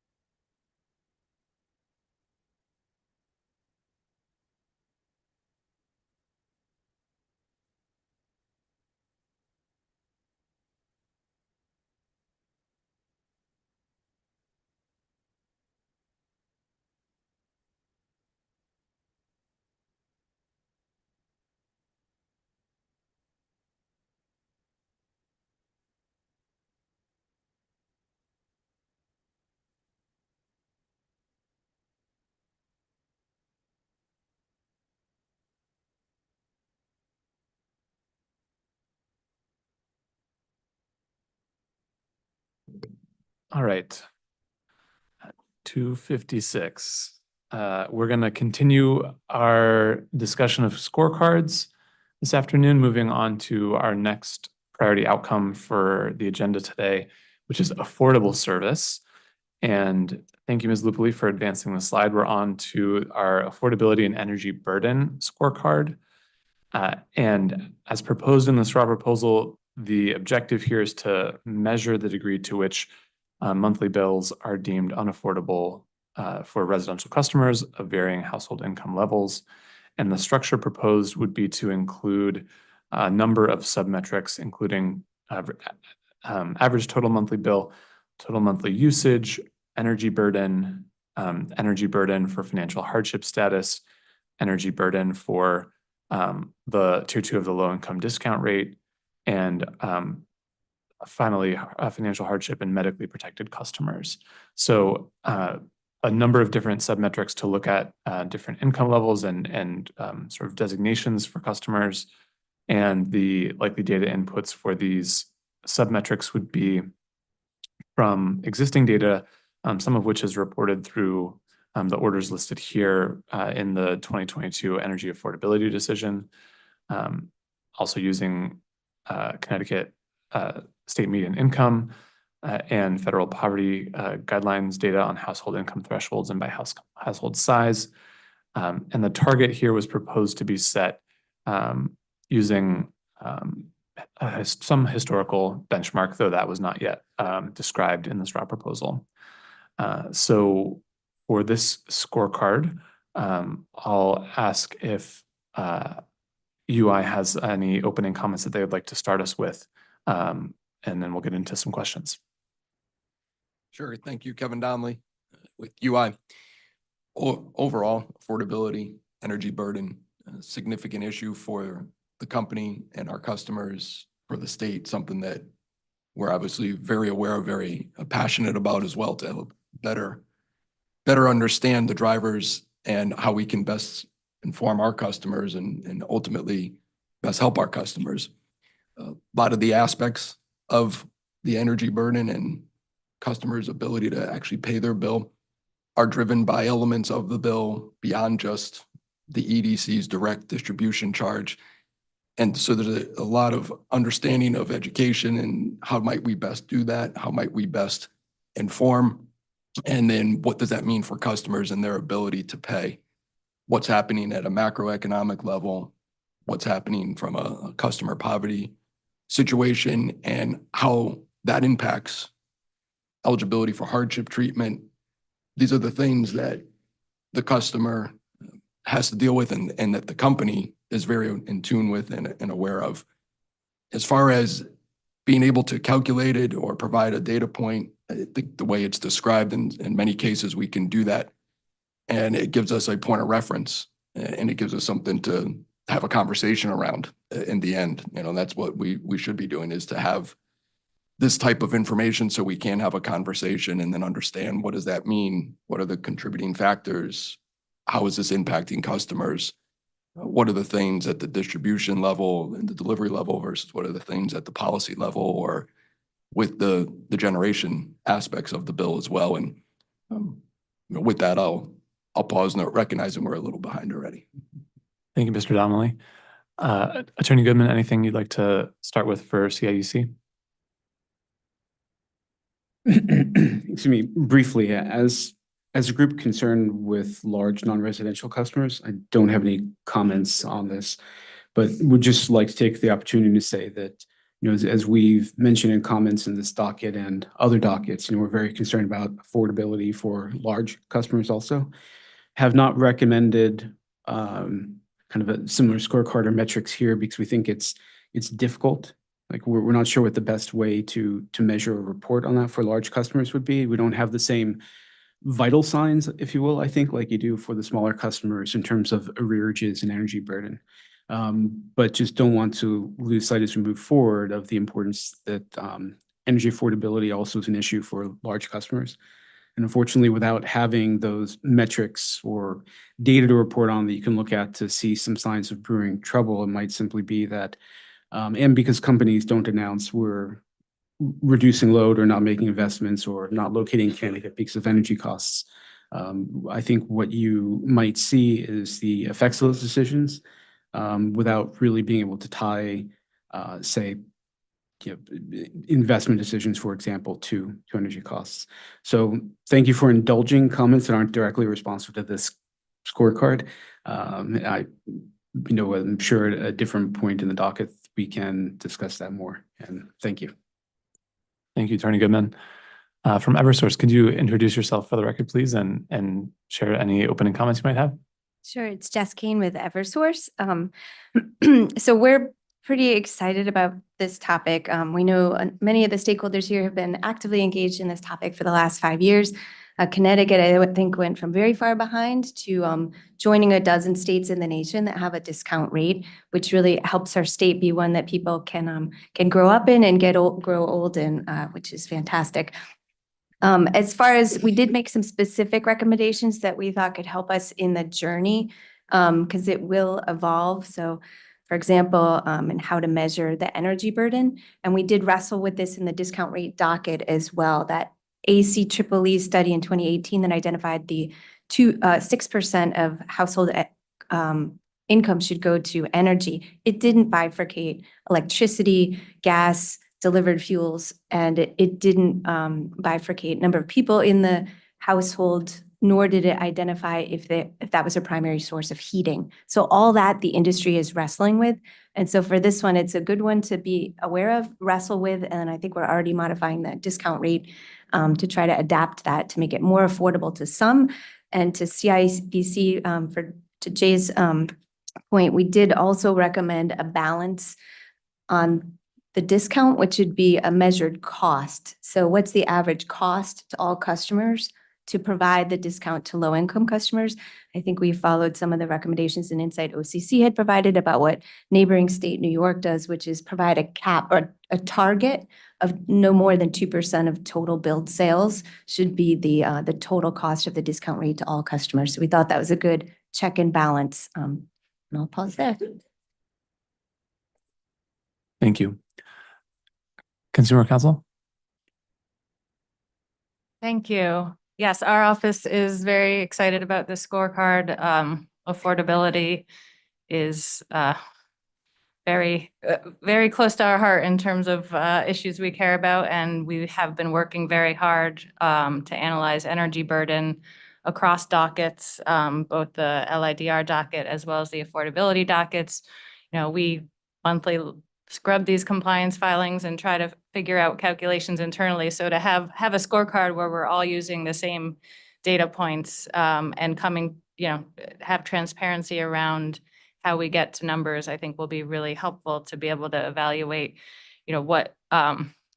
how affordability or unaffordability impacts things like, ability or to pay. We see this scorecard as enhancing transparency and allowing us to improve our policy around our low income and affordability programs. Thanks very much. Ms. McDonald, some questions, please. Thank you. All right, for the companies, and I know we have talked many times about control versus influence. So my first question for the mechanism structure, right? How do we ensure that the metrics only measures aspects of affordability that the companies can directly influence the outcome? Thank you for that question, Ms. McDonald. I do not think that this is that at all. I don't think that just like we said in our comments, this metric is not reflective of the company's performance. The vast majority of the bill doesn't come from the companies, it's supply public benefits. But we want to be able to influence the piece that we can, which would be distribution costs. However, we're thinking of this more as an evaluation of the discount rate, which is the meaningful level of assistance that our customers who need it most need. So does that mean the company cannot influence other aspects of affordability? I think with the design of the discount rate, that is, you're talking significant percentages, right? 50%, 10%. If you're getting, let's say, a 1% improvement on 10% of the bill, that's not going to move the needle for low-income customers. It's just not. And I think we said this in front of the legislature a few years ago. It's a good thing to measure, as the dozen other states in the nation who have a discount rate are. It's not a measurement of our performance at all. UI, would you care to chime in? At least as in the way it's defined here. We would agree. Sorry, this is Lisa Rosso, and we would agree. All right, let's talk about the data inputs. Eversource, the company proposed incorporating data on customer usage, for example, electric heating and EVs. How can we include this in the energy burden metric? And let's start with how. How can we do this? Yeah, we wrestled with this in the low-income discount rate docket as well, as far as how to consider usage. So there's heating versus non-heating, and there's, for example, a different cap, like an 800 kilowatt hour monthly cap for non-heating and 1200 kilowatt hour monthly usage cap for heating with electricity. For those things that matters, but like we've said in the, probably in the energy affordability dockets, that increasingly as our lower income customers get electric vehicles and they electrify their heat, that's a positive, but we don't have visibility into the delivered fuel oil costs. We only have visibility into the electricity and the gas that we deliver. So in that case, we're always going to be a little bit blind to the benefits and the overall view for customers. And I think stakeholders have talked about this in the discount rate proceedings. Like we want the split mini ductless heating systems, but we can't identify how much cost or greenhouse gas emissions that's going to reduce from oil, because we don't know how much their oil is. It's not, it's not regulated. That's the challenge. Okay. Do the companies have an opinion on how we should collect and report data on special customer programs like LiDAR? You mentioned LiDAR, to ensure transparency on their impact on overall customer costs. Yes, we do. We have in the annual, or it's not annual, the low-income discount rate docket, there's a mechanism, it's reconciled through the RAM proceeding. The costs were only the first year into it, but that in that proceeding and in the LIDR docket, we're talking about, and I think we have a brief due Monday, maybe pushed out a week, so sometime in the next week or so, that talks about looking at that target cap for the cost for all of the low-income discount rate in that proceeding. UI?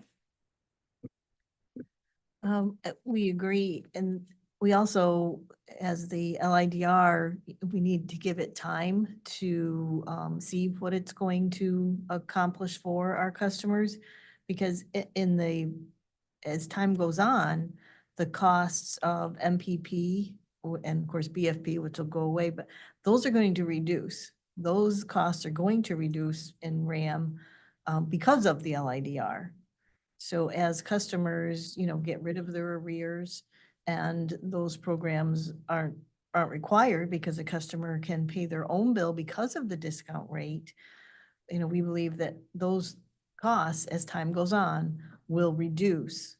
And then you'll just, have your LIDR costs. Okay. If I can add, Ms. McDonald, I think some of the other policy changes that are really making difference in addition to the discount rate is, and I know I put it in our comments, but an indicator of whether the customer has been on a supplier or not. I think the new policy is to drop a supplier to standard service if it's high, if the supplier was higher. Those are going to improve energy affordability for our low income customers. And then there might be some opposite of that when and if it flips, but there are a number of good policies that are helping customers get the significant assistance that they need. All right, thank you, Ms. Kane. Kevin Donnelly, if I could offer another insight, and I don't know the details because again, I'm not involved at that level.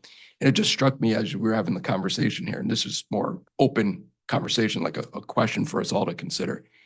If you do have a low income customer and they have the ability and they're able to convert, they go to an EV, the energy wallet is really what you're looking at and saying, okay, did that customer, that individual, let's remove the fact that they're a customer, that individual, do they save more money over the time of a year, let's say, because they're not fueling up at the gas pump? That gas is at some average cost. They're not perhaps getting oil changes and repairing the vehicle as much. Some of those benefits of electrification that are beyond the utilities bill that go into consideration with, as I at least think about it, the concept or the conversation of an energy burden. What does that really look like to the individual? In a future world, if we are able to, say, successfully fully electrify and you're achieving all of the various clean energy goals and objectives that have been put out, while your electric bill might be a lot because your usage is significantly higher than it was today, your overall energy wallet, what you pay for all of that in consideration, at some point should be lower. That's where we're headed. That's what we think. Or it would be lower than what it otherwise would have been. And that otherwise would have been is a difficult measurement because it's a future world that didn't happen, but you're assuming have some level of cost. I don't know, it just struck me when you mentioned the way you described it, Ms. McDonald, around energy burden and total energy costs. That's part of a conversation. And if it's helpful, Massachusetts is in the same spot. They're going from a 1 tier to probably a 5 tier. So they're asking these same questions. If you electrify, you're going to use a lot more electricity, but you're better off. So that's huge factors that I expect to materially change in the decade ahead. So this path is definitely going to be a journey. Council Coleman, did you want to add something? Sure, just to tie this back to the scorecard, I think that, this all may directly feed into how we define energy burden. And, I think it was referenced, we evaluated this a little in the LIDR. Is it just electricity costs? Is it electricity and heating?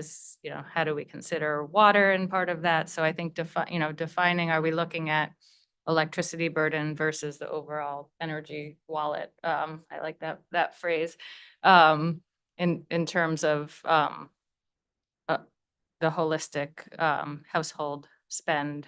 But I guess I don't see that we need to debate the merits of the LIDR here. The purpose of this scorecard is to see what the impacts are of the LIDR and other, the financial protections are on affordability or ability to pay. So figuring out sort of how, whatever the LIDR looks like, how that can best be tracked in this scorecard to help shed light on opportunities for, improvement.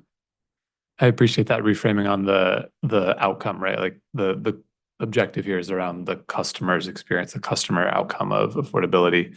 And to a comment you just made, then I'm curious if your office or other participants here today have a perspective on the challenges or benefits of reframing the energy burden for the purposes of this scorecard as electricity burden. What would that give us better visibility into something? Would it limit our visibility into the affordability outcome? So I'm curious if you have a response on that idea. I think Attorney Wheel is eager to jump in. From my recollection from the LIDR docket, it was the kind of standard was if it's heating and electricity, it was a 6%, and if it's just electricity, it was 4%. One benefit that I could think of off the top of my head is of isolating those is when we, for example, got to considering an LIDR in the recent gas cases, we weren't able to see sort of the interaction of whether we were double giving people a double discount through gas and electric. So I'm kind of riffing off the top of my head, but that would be something important to think through, what the most precise way, if we're going to have multiple discounts for different energy sources, it might help to break them down separately. Tom? Yeah, I think, well, I think the way I understand the proposed scorecard is that what would be measured is not the standard of affordability, which is 6%, or depending on who you ask, but the energy burden itself. So what we're actually measuring is the proportion of overall household income that's attributable to energy bills. We call it electricity burden too, but that's sort of what's being reported in the scorecard. And I think that's helpful because I think it can inform the ultimate question. I think it makes sense to continuously ask whether 6% makes sense, because we have a changing world where maybe other household costs are being replaced by electricity. Or maybe there's all kinds of factors potentially that could move that 6% target. I think that's where the 6% or 4% or wherever you want to put it belongs in the question of the target, as opposed to the metrics, the inputs to the scorecard. But again, I think that this is an important thing to measure because it can potentially inform that. If we kind of get a sense of what does the actual energy burden look like out there, we can use that data to inform what affordability looks like now and potentially looks like later.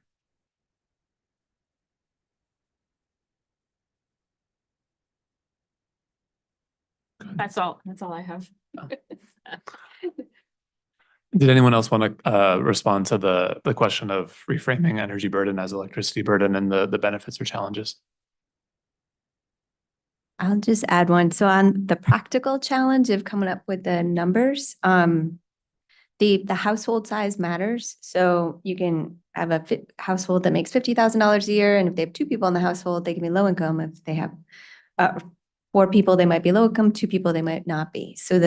But we don't store or collect the majority of the DSS does the majority of the household income verification, and we don't store, nor do the community action agencies, the household income size. So I think some sort of a different sampling mechanism. DSS just recently gave us some data, and they said they used a proxy of 1.8 people in the household as average. So we would just want to work with them as we figure out who's calling, as we figure out how to analyze that. It might be a statistically valid, like nearly 400 customers that we'd randomly sample a year to gather and store and study the actual household income and actual household size, but we don't store that data in our systems. We, as utilities, don't store income, and we don't store the number of people in the household in our customer information systems, nor does DSS. DSS just stores, are they eligible? So that becomes a unique challenge as well. We don't have it.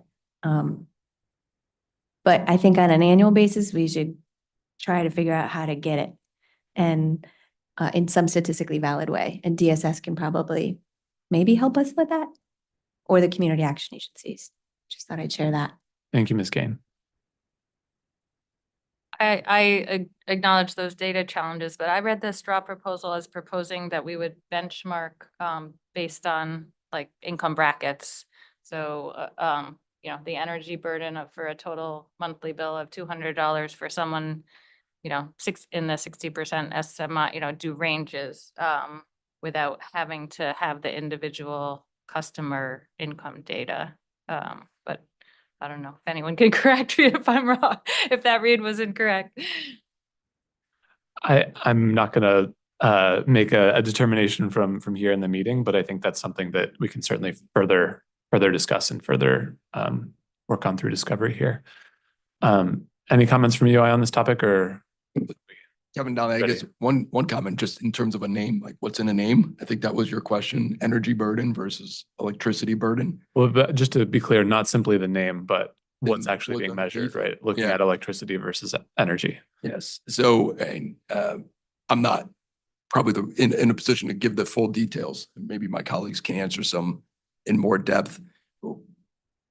Having this concept of a range would be interesting, I suppose, because if we don't have the household data for income and we can't get it and it's not available, you can do it perhaps based on assumptions.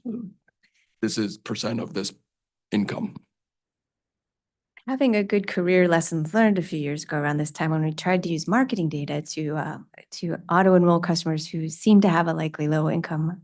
That was a bad idea on a broad scale. So I think the assumptions when it comes to household income and size, we should use actual, and each of our companies, spitballing here, but as each of our companies does directly intake some household income and sizes, maybe a portion of that 400 random we could store as like in an Excel spreadsheet or something to be able to use real household income, because the variations for household income eligibility, when you're talking about percent of the energy costs being above or below 6% or above or below 4%, I think the range there might be a lot that land in a different place if we just do a range. And maybe we do it two ways. Maybe we do it top down and bottom up, but this is why we said we were excited about it, because nobody in the industry has figured it out. Thank you for that. And I think then more to come through discovery on the topic. Let's move on to our next scorecard within the affordability outcome, which is the payment arrangement scorecard. Thank you, Ms. Lubley. So we've got the summary up on the slide here to show the objective as tracking the participation, success, and failure rates to assess the effectiveness of existing payment arrangement programs with submetrics to reflect the various programs in place now, MPP, New Start or BFP, flexible payment arrangements, medically protected customers, and the frequency of engaging the review officer. And again, likely data inputs would come from the existing data reported through the energy affordability decision with a target based on historical performance for the identified submetrics. I'll start with any opening comments.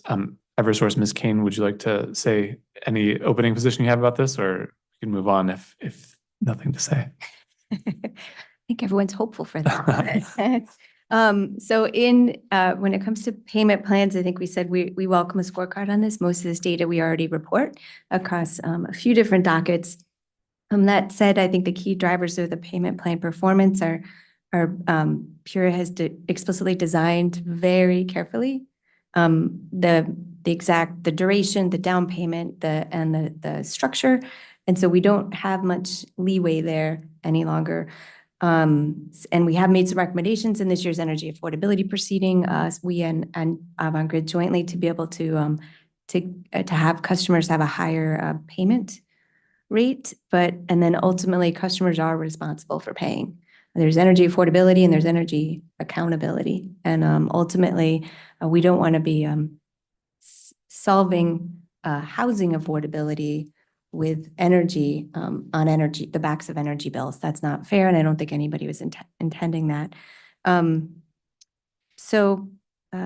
transparency is provided through the payment plan metrics. And again, we do believe that energy affordability, the ability to pay, should be solved through the discount rate.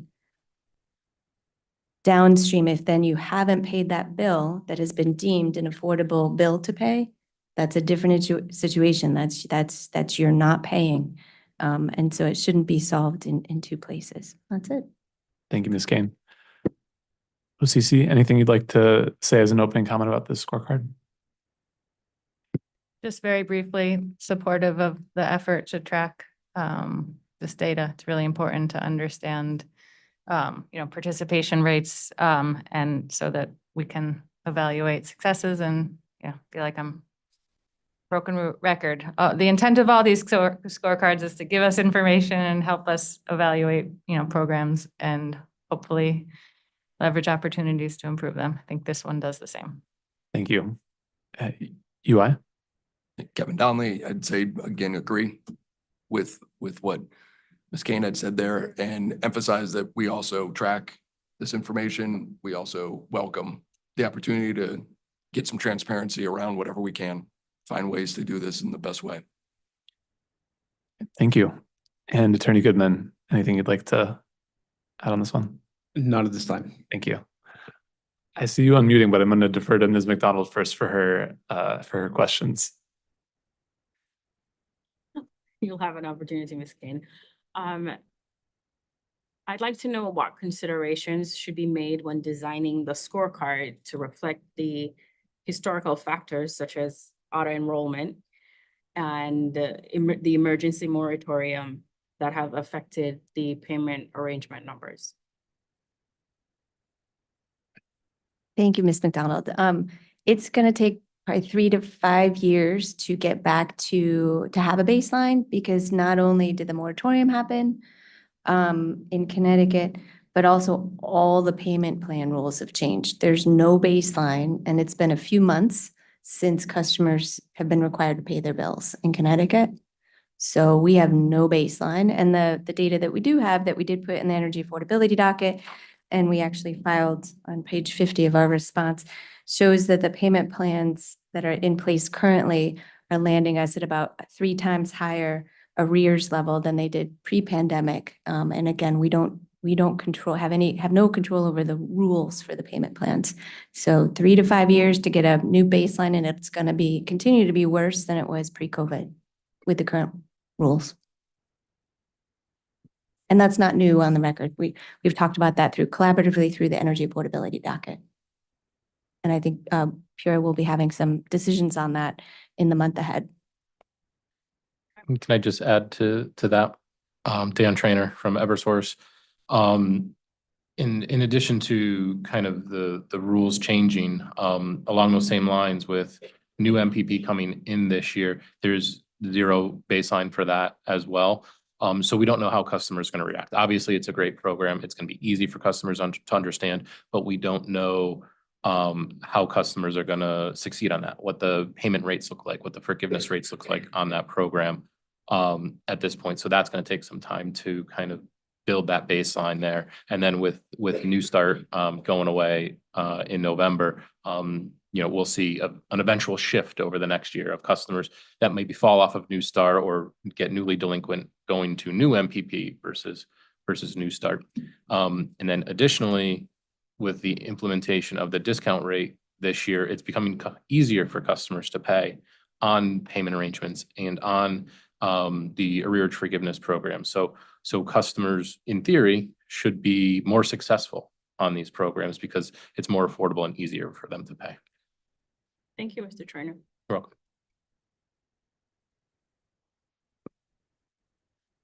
We totally agree with both what Ms. Kane and Ms. Trainer said. In addition, the new MPP is very exciting because it's very defined.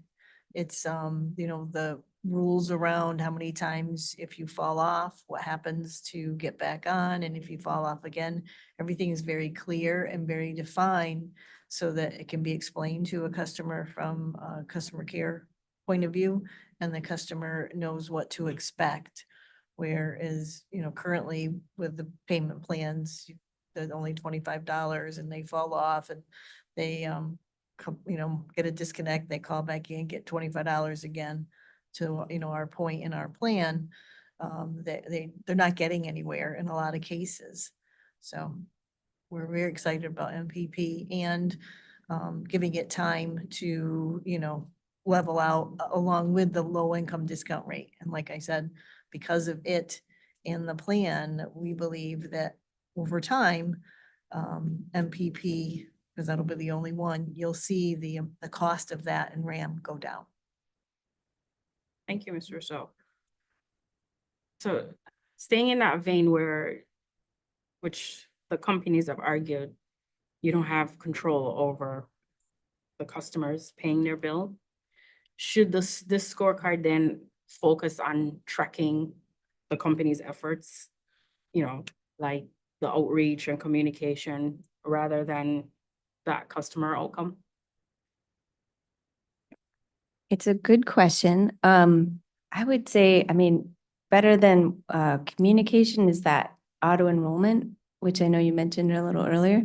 And I think Pura has I think a handful of times over the last few years, approved that. And I think with the new MPP program going in about a month and a half, we just said, give it a few months and then we'll see if we should auto enroll in that.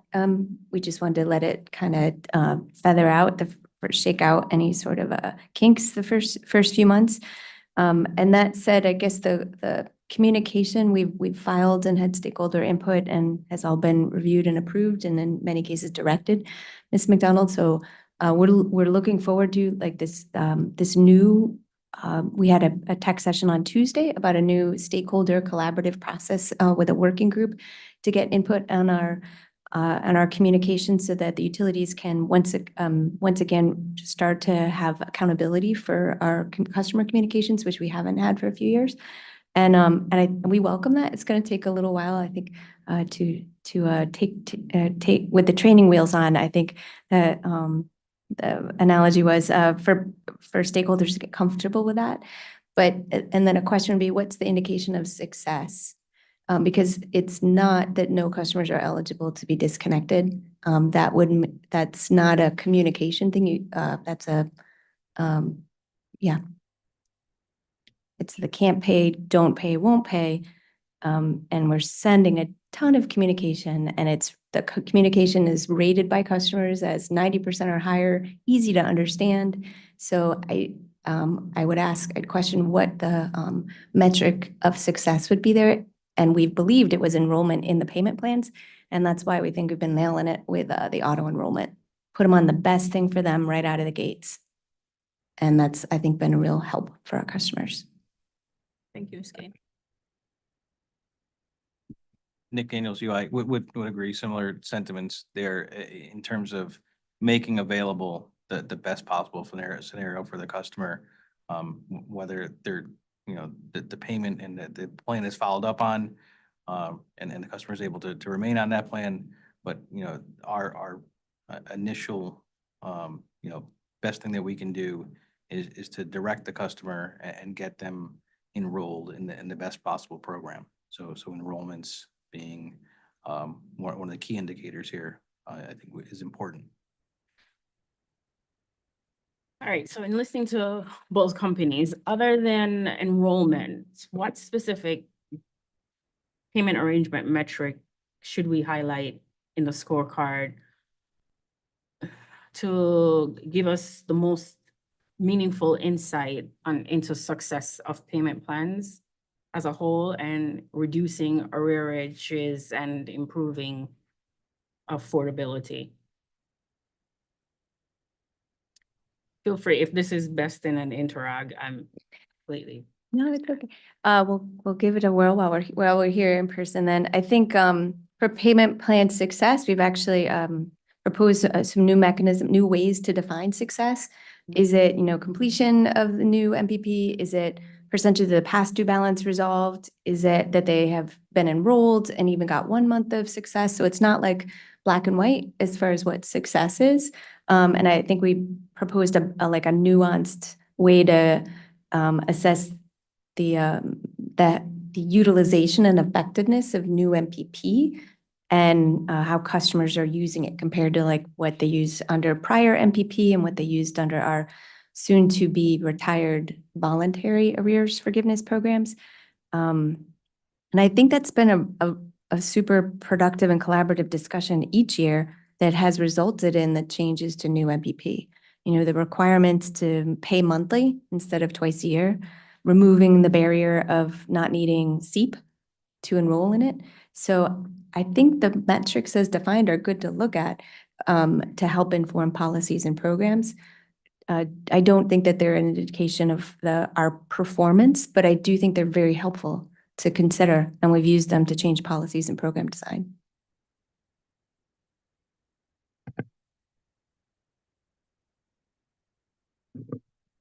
I agree with everything she just said, but again, MPP is a very defined, easy program, and it'll be interesting this year to see how this plays out and how well customers do on the program and to see how arrears do decline. So I think it's almost like it's a test year to see, how does this plan work? Is there any ways for us to improve it? But it's very clear, very easy. It's only one program and, seeing how long a customer stays on it, on the, program might be a good, thing to measure. And to see how the arrears do decline or don't, depending on what happens there. All right, thanks. Thanks, Ms. Russo. Let's move on now to the data input. Well, first, OCC in their comments considered a breakdown of the reported data by hardship status. Is that something the companies can do separately? Yes, we can do that. Dan Trainer from Eversource. Okay. Yeah, and I think we already do that in our monthly compliance filings. Okay. So Nick Daniels, can you define hardship status? I think we're just not sure about what term. I think the OCC means all the customers that are designated hardships in your billing system. Okay, yes, absolutely. There's the financial hardship, medical, life-threatening versus medical serious illness. And I think both of us have a monthly compliance filing, and that data is also available on the Pure Data dashboard monthly. So not new. Yep. So let's continue on that for the data inputs. Should the targets be flexible to account for fluctuations in enrollment numbers due to the external factors we talked about earlier, like auto enrollment or other changing conditions? I think on this one, since it goes live in a month for the first time ever, what I would prefer, that would be productive rather than making up something that has no basis, would be a directional target. Like improve, like do more or less, because we have no baseline. Right. And yes, it would absolutely need to vary based on our ability to do auto enrollment, which I expect will happen in the next, like this upcoming winter.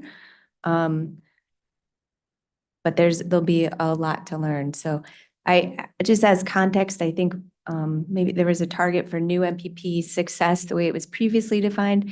I don't think it was useful or used and maybe that's also because it was largely dependent on SEEP, but I think that is a risk of coming up with a target. If there is no basis, it's just not a good use of time because it's arbitrary. There's literally like no basis for new MPP. It's not even live yet. Yeah, would agree with so many changes to establish a baseline on a previous program that has changed so much. And not to mention LIDR being in play now, I think it's more of a directional target that we should be looking at, and baseline, taking this next year to baseline. Just to be clear on what we're talking about with a directional target, as you're suggesting it, Ms. Kane, is it just, ideating here, I guess is a word, for success in any one of the arrangement programs we have listed here, seeing increasing numbers of customer success would be a directional target, that things are going in the right direction. Seeing a decrease in failure rates would be sort of what we'd be looking for.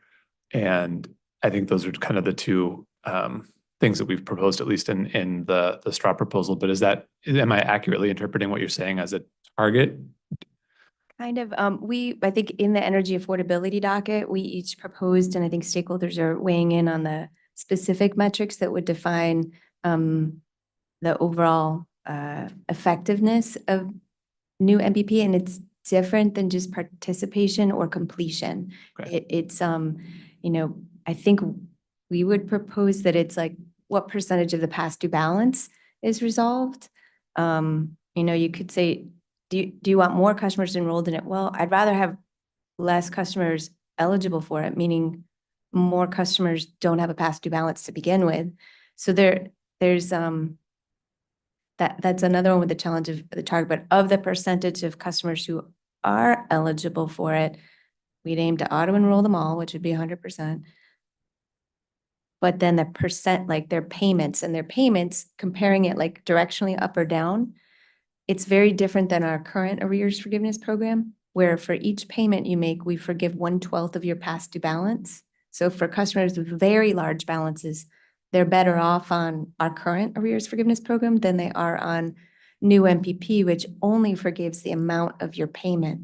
So you can't like more or less. We can just say it's good if they stay on it longer. It's good if they get more forgiveness. It's bad for the rest of customers because the arrears forgiveness amount, everyone else pays for.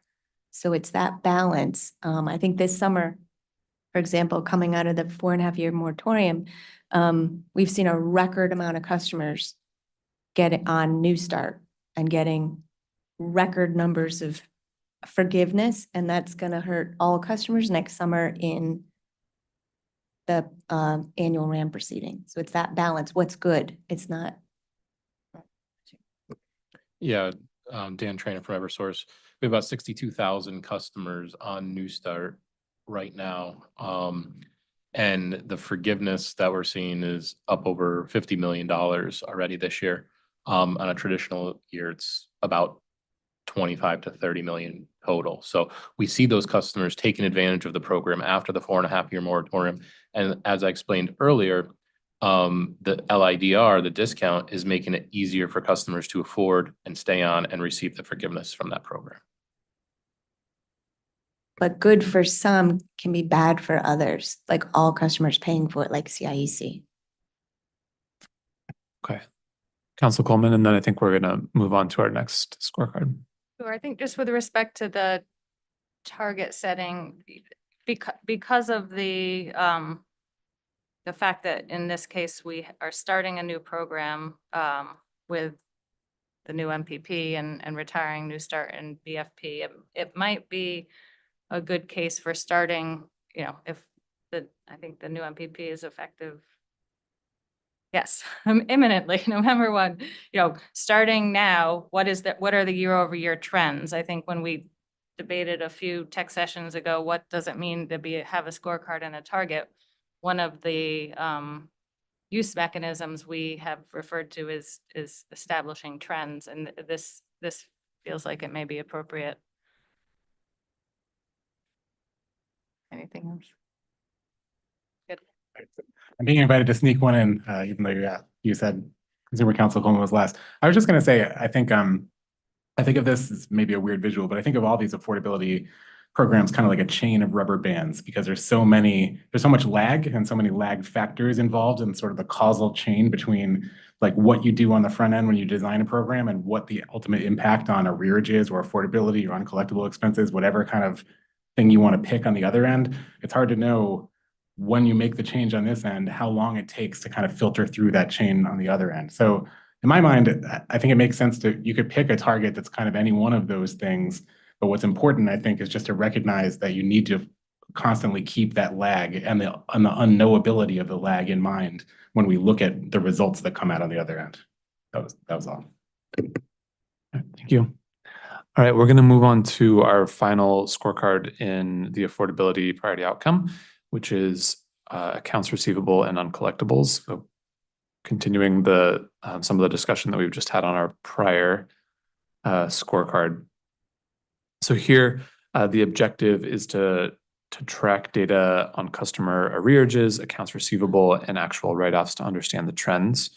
And this scorecard, the STRAT proposal contemplated submetrics on the average residential monthly arrears, residential customer accounts receivable, and actual write-offs for residential accounts, and the allowed uncollectible rate. This is data that we imagine the EDCs are already, in many cases, the EDCs are already collecting, and would determine the target based on further discovery, like what we're doing here, but again, presume that we would look at historicals. Just in the interest of time, I'm going to forego opening comments and just get right to some questions, because I think we've talked about a lot of these issues through the scorecards that have preceded this one. So Ms. McDonald, can you get us into questions, please? Sure. Let's get straight to it. What is the right submetrics to help us understand trends here for accounts receivables and uncollectible? Hi, this is Dan Trainer from Eversource. So one of the metrics that we think would be valuable here is to look at the accounts receivable over, say 60 days over a period of time, like over delinquent, across 12 months. So look at it, the last 12 months of accounts receivable and compare it to the revenue. So it takes out some of that seasonality and the differences in if you had a hot summer or a cold winter. It kind of normalizes that. So the metric is accounts receivable as a % of revenue, and you'd lag the revenue 2 months if you were doing 60 days, just so it has time to catch up to the AR. And that'll give you what % of your accounts receivable have you billed over the last 12 months. And if you do it on a rolling 12 basis, like we talked about one of the metrics earlier, it kind of takes that seasonality out and normalizes it. Thank you, Mr. Trainer. And just one more thought, if you can do it on a totalized basis, or you can do it hardship and non-hardships to see the different impacts, specifically the low-income programs are making on that. And also with the commercial customers. Yeah, commercial, yep. UI? Nick Daniels here. I would agree that sounds like an excellent way to look at this particular subject. Just a clarifying question to make sure I was tracking with you, Mr. Trainer. This would be on a accounts receivable over 60 days old as a % of revenue on a monthly basis, but aggregated or annualized over the 12-month period. So it would be reported monthly, then you would look at the 12-month period in total. Is that accurate? That's correct. Okay. Yeah. So in this particular month, you'd look at, so we're in September, so you'd go back to last October, add up all the AR, add up all the revenue, but lag it 2 months. So you're looking at July 2024 revenue to August 2023, if I did it right. Add that all up and then just do the math. And you get a percentage to say, all right, 20% of what I billed over the last year is in my 60%, 60 plus AR on average. And then you'd redo that calculation every month and push it forward. So rolling 12 Yeah, months. right. Yep. Thank you. How about an additional submetric to focus on the effectiveness of the communication strategies or outreach that encourages timely payments from the customers? I think once again, like we've said before, customers are fully responsible for making their payments. And so the programs we offer and their success on them, it's dependent on them paying, period. And to solve the discount, the energy affordability, that's the discount rate design.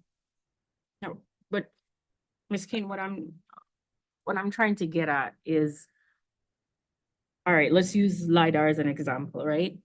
The outreach for LiDAR and whether the communication, would it be a good metric for this scorecard to say, well, based on communication sent on LiDAR, say between March through, I don't know, to the end of the moratorium, May 1st, right? We've recognized that based on these communications or the outreach programs that we've had in place during that period, we've seen more people enrolling in LiDAR, more people are making timely payments.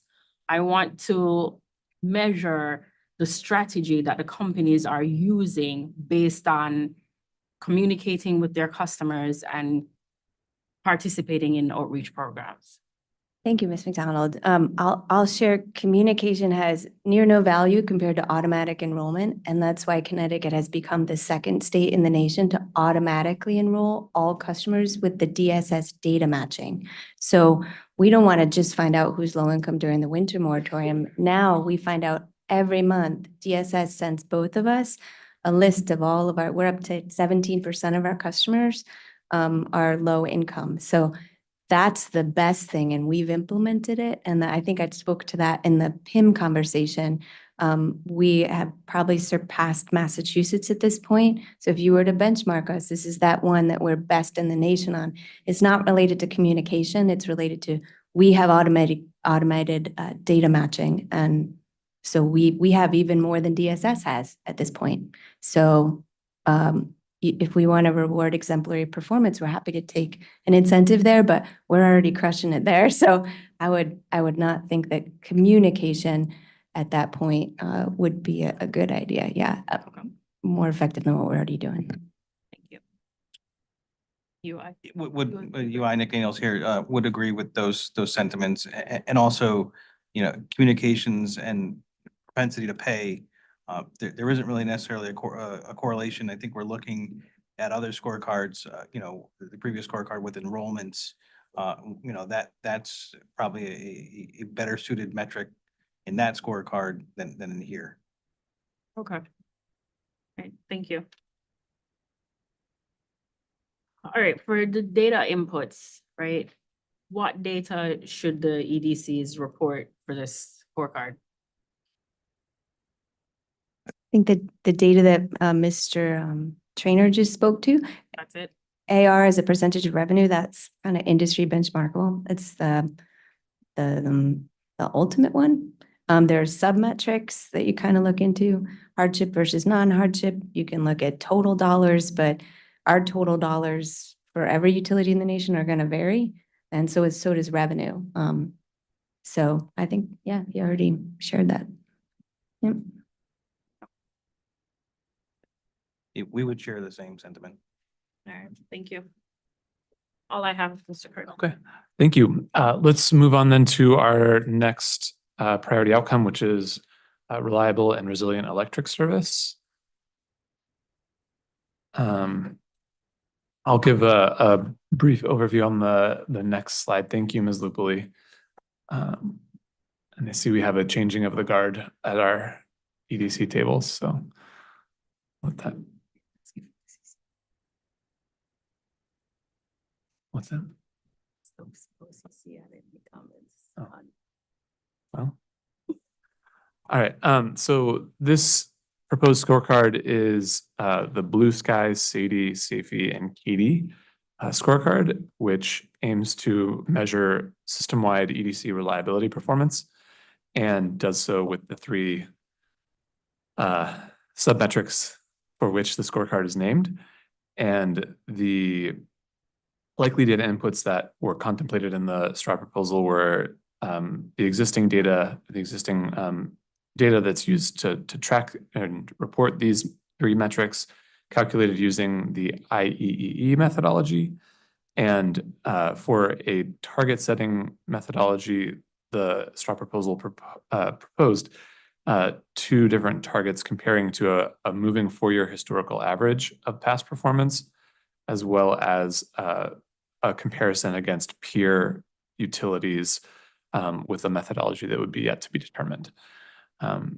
So I think, again, for the interest of time, I'm going to forego opening comments because these are well-established metrics as we've discussed in the scorecard or in the STRAW proposal and through other comment opportunities with this proceeding. So why don't we just get right into questions? Thank you, Mr. Kramer. As Mr. Kramer said, this is well established. So my first question here is, what data would the EDCs be reporting, and is it publicly available? So we'd be reporting, oh, sure. Hi, Elian Taku with Eversource. So we report Sadie, Safi, Katie as part of the TDRP report. It's an annual report. So that's available public information. It reports the previous year and up to four more years back, so 5 years total. Okay. And for you, Mark Vatslaviak from United Illuminating. We also report the same information in the TDRP annually that's publicly available. All right. Are there any more implementation considerations that we should consider to operationalize the scorecard?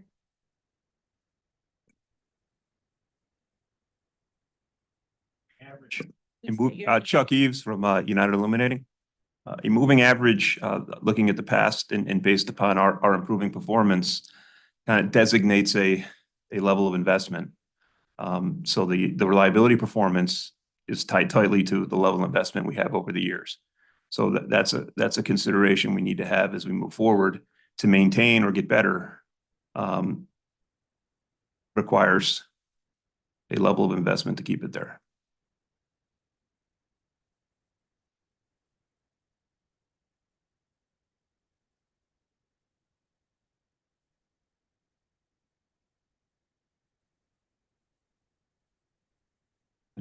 Eversource?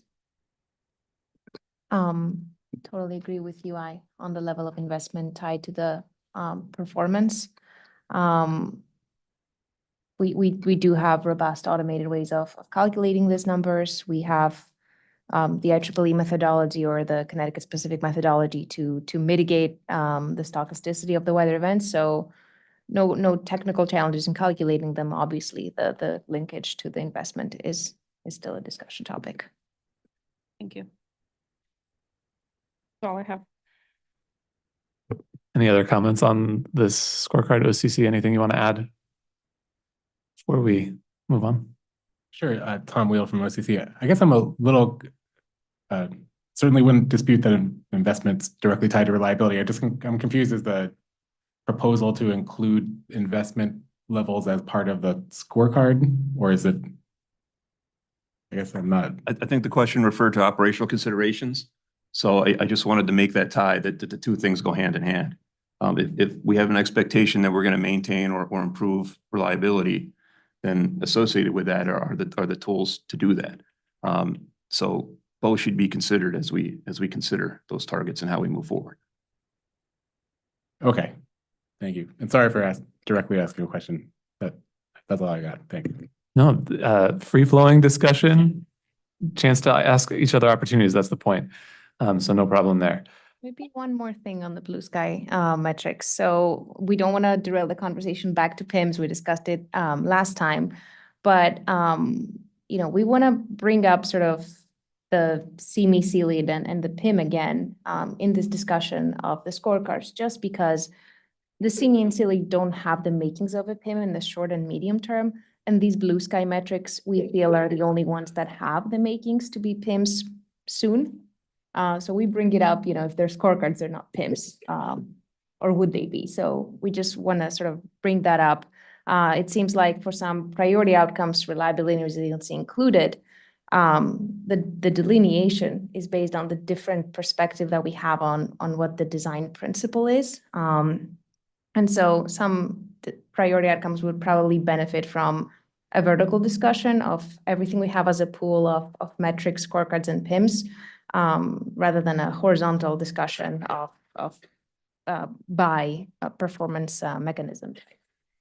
Thank you for the comment, Dr. Nataku. And we do intend to revisit the portfolio as a whole as we move through. We've got, as you know, a series of meetings in front of us still, and we intend to get back to some of the unresolved topics that we have, and additional discovery that still needs to be conducted. So appreciate that comment.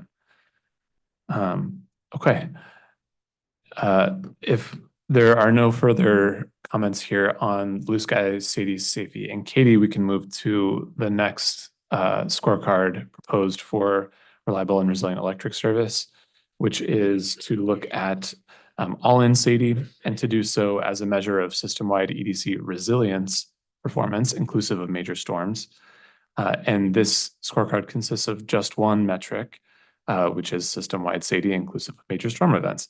And to measure this according to the IEEE methodology, on an annual basis and use historical performance as an interpretive target here with the specific methodology for setting the target to be further investigated. Ms. McDonald, do you want to start with questions, please? Sure. My first question is to UI.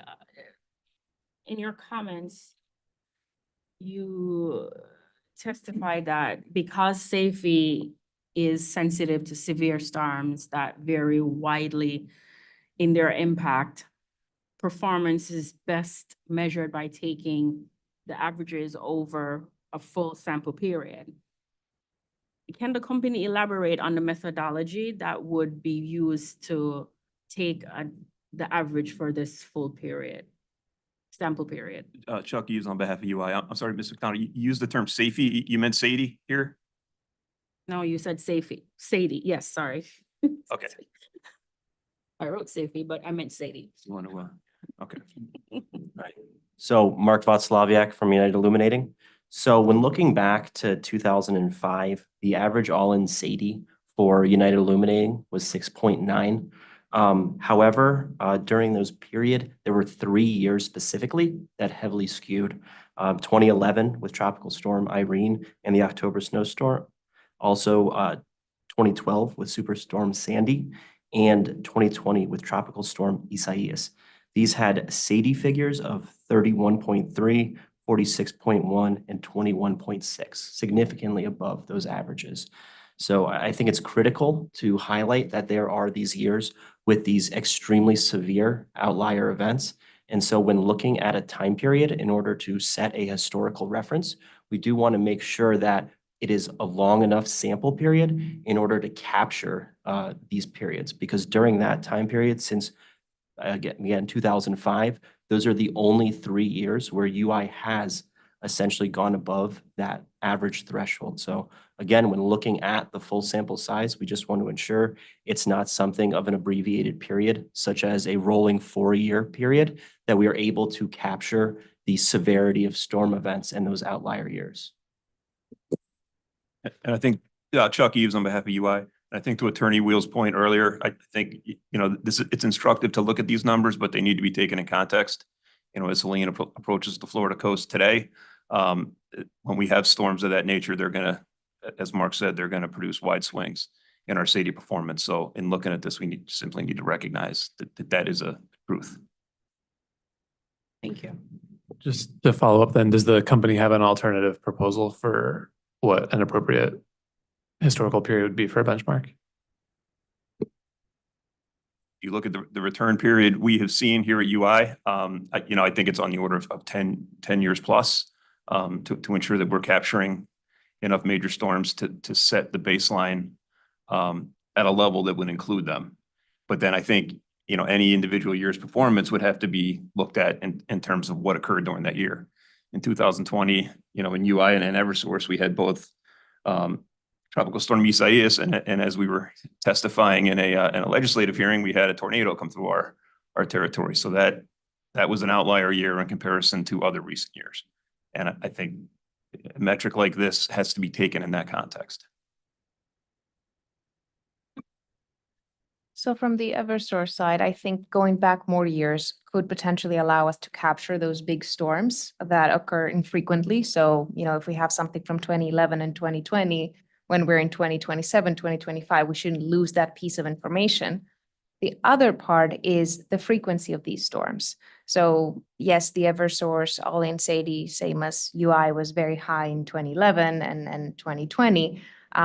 We can capture that high number. That was, however, one storm. That was just Isaias in 2020. Climate intensification means that in 2025 or later, we could see 2 Isaias in 1 year, 3 Isaias in 1 year. So it could still be that historical values are kind of out of proportion with what we expect to see in the future. If I might add, so we're seeing the similarity in data, and there are a couple of years that are driven by one major storm. There's one year, 2018, where we had multiple storms that contributed to the very high SAIDI. And the values are just all over the place. The standard deviation is twice the mean.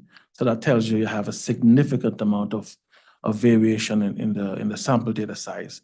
And certainly more data that we take, I think would help to reduce some of the volatility when you're looking at the expectation. And I will kind of go down the same road I've gone down before.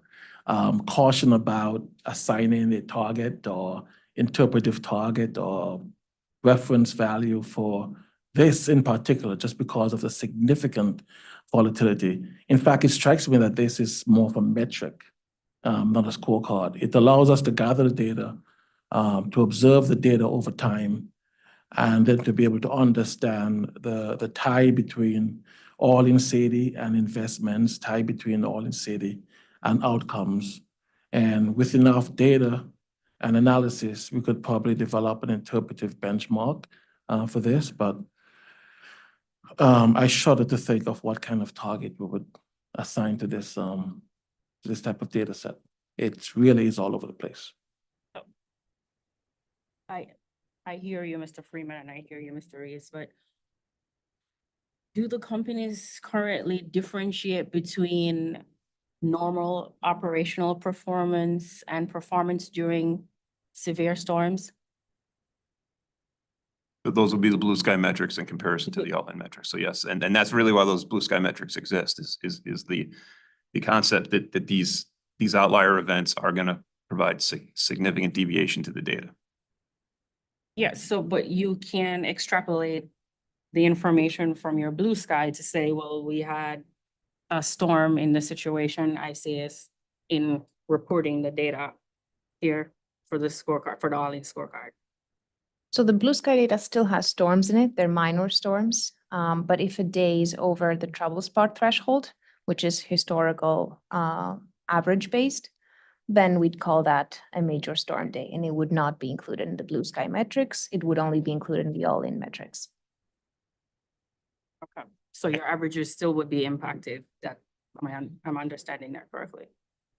And again, if we're reviewing this scorecard in a proceeding in the future, we'd be having a discussion around the fact that our number went up in a given year, and we had a system-wide event where there were 80-mile-an-hour winds that impacted the trees around our infrastructure and created outages that took us X time to repair. And that had a significant impact on our SAIDI performance. Extracting that performance, the baseline level of SAIDI during that year was X. And I think that was kind of what Mr. Wheel was pointing to, or Attorney Wheel was pointing to earlier. That is the type of conversation that having that data at your fingertips could drive.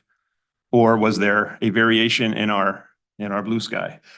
Or did we have a number of storms that year? Maybe it wasn't just one, it was 7 that were elevated from prior years. Hi, Tom Wheel from OCC again. I totally understand everything that Mr. Eves in particular is saying, because Mr. Eves keeps referencing what I'm saying, and I totally agree.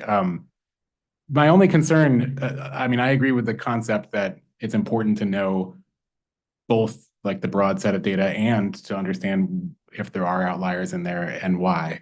My only concern with a 10-year look back or something longer than that is just, it seems to me the longer you kind of stretch out your sample size, if you're using an average, the less that average really tells you about the specifics that are about the outliers or what actually happened in that period of time. So, and especially because I think our general interest in this data isn't, at least at this time, particularly punitive or about trying to hold the EDCs accountable. Part of it really is wanting to understand the impact on customers of things like climate change, of are we getting a sense of, are people being increasingly impacted for reasons outside of the utilities control for outages. And I think it's important to us to be able to see in a small enough kind of subset of data to make sure that we're kind of catching that as fast enough. If we're looking at a 10-year look back and there's a significant change in the next 3 years, a 10-year look back 10-year average look back might not actually capture that, at least within the average itself. But I think in my mind, it makes sense to set a target based on a rolling average of some kind, but absolutely allow for some sort of reporting mechanism that the easiest way I can think of is you could have whatever rolling average you want to look at, but also ask for an annual actual average, and then also allow for explanations of what's within those annuals, if anything that's like obviously an outlier. The only reason I would push for having a longer period is that the periodicity of the outlier events is on the order of 10 years, right? So if you look at what's happened on our system was 2020, was 2012. So if you draw it shorter, you're gonna miss those. And I think having a longer time frame does not omit you from looking at what's happened in recent times. Mark Václaviak, United Illuminating, and I think that's critical, right? We're going to be reporting the annual actuals year over year, so you'll be able to see essentially increasing trends in the all-in SAIDI of the actuals. Really, I think the idea of this historical reference is to give us an idea of where that average is over time, but through reporting the actuals, we'll be able to, again, provide the information necessary to look at trends. Because I think one of the things that's really critical here is we're looking at measuring, right, the system's resiliency. And I think it's critical to be able to measure that in a way that accounts for also the volatility and severity of weather events, right? So we're not really just measuring how severe were certain weather events and their impact on the customers as well, but also looking kind of in accordance with the increasing resilience of the grid. Yeah, the all-in metric has its benefits. It's a balance of the weather events and of the actions of the utility to harden the grid.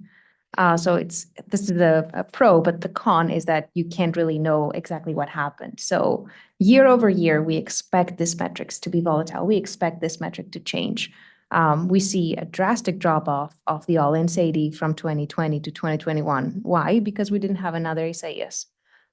So how far back we go to set the target really also relates directly to what are we going to do with it, right? What is that target for? Does that mean that we take the 10-year or 5-year average and we expect what from it? To be a certain range from it, to be under it, to be over it?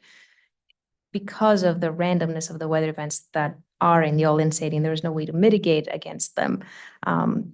This is really one question. What is the target, and how do we treat these numbers when a year-to-year volatility is expected? Good. Just one final point. I'm sorry, Chuck Eves on behalf of UI. And back to the original question you had asked about the operational considerations with these topics. In these outlier events, the critical element is the trees. So if we have an Isaias, if we have, the next hurricane that hits Connecticut, what will make the difference is what we have done with the trees and the state of our infrastructure at the time. Is the infrastructure surviving on its own and only failing when things fall on it, or is it in a position where it's failing due to the weather that it sees? So that tie-in around going forward SAIDI and the expectations of what that will be in large-scale weather events has to also consider what we're doing with the trees and the infrastructure. Thank you, Mr. Eves. One follow-up question to this idea of benchmarking that we're circling around is to account for the volatility or to make sense and interpret these metrics when the companies are looking at them for your own internal purposes of planning or resilience assessments. What benchmark do you use internally to look at all-in SAIDI or SAIFI? So we basically, at this point, have a system scanning process in place where we look at all of the zones that contributed a lot to our CMI or had numerous events in the past 4 years during major events. And then we take these zones, we pair them with mitigations, we rank them based on cost efficiency, based on dollars spent for SAIDI minutes saved. And we see that this efficiency kind of flatlines after a certain point. That's where we draw the line of that's where our program should really stop at this point. So we look ahead. That's a 5 or 10-year look ahead that we have from our model. Okay, so in that sense, it's more from a planning and investment perspective as opposed to a historical look back. Is that accurate? It is historical data that drive where we go, but where we stop investing, that's a cost efficiency based metric, correct? Thank you. And UI? So for UI, as I said, our performance in these outlier events where all in Sadie is really impacted is around the trees. So we have our UPZ program that we're in the process of implementing that has, produced significant value for the customers that have had it. So I think that really is our focus is out of our last rate case, we submitted a revised plan based upon some direction we got there and continuing that and getting that 8-foot protection zone which will help us in the majority of weather events. So the ice storms, the snowstorms with the heavy wet snow, the thunderstorms, it won't be as effective in a hurricane. But I think that is our focus is completing that to drive the performance of our system in these outlier events to a better place. So I listened and I'm hoping the companies can help me improve my knowledge here. In listening to all the factors, especially the storms and the time in which they happen, what if for this scorecard, safety is included with the all-in Sadie? How would that impact the calculation or taking into average of the full sample period?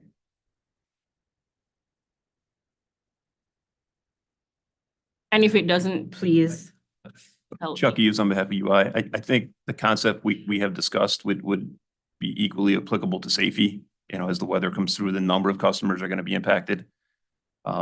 Sadie is a measure of duration. Safety is the number of customers that were impacted. So I think there's a lot of analogs to everything we've discussed around safety as well.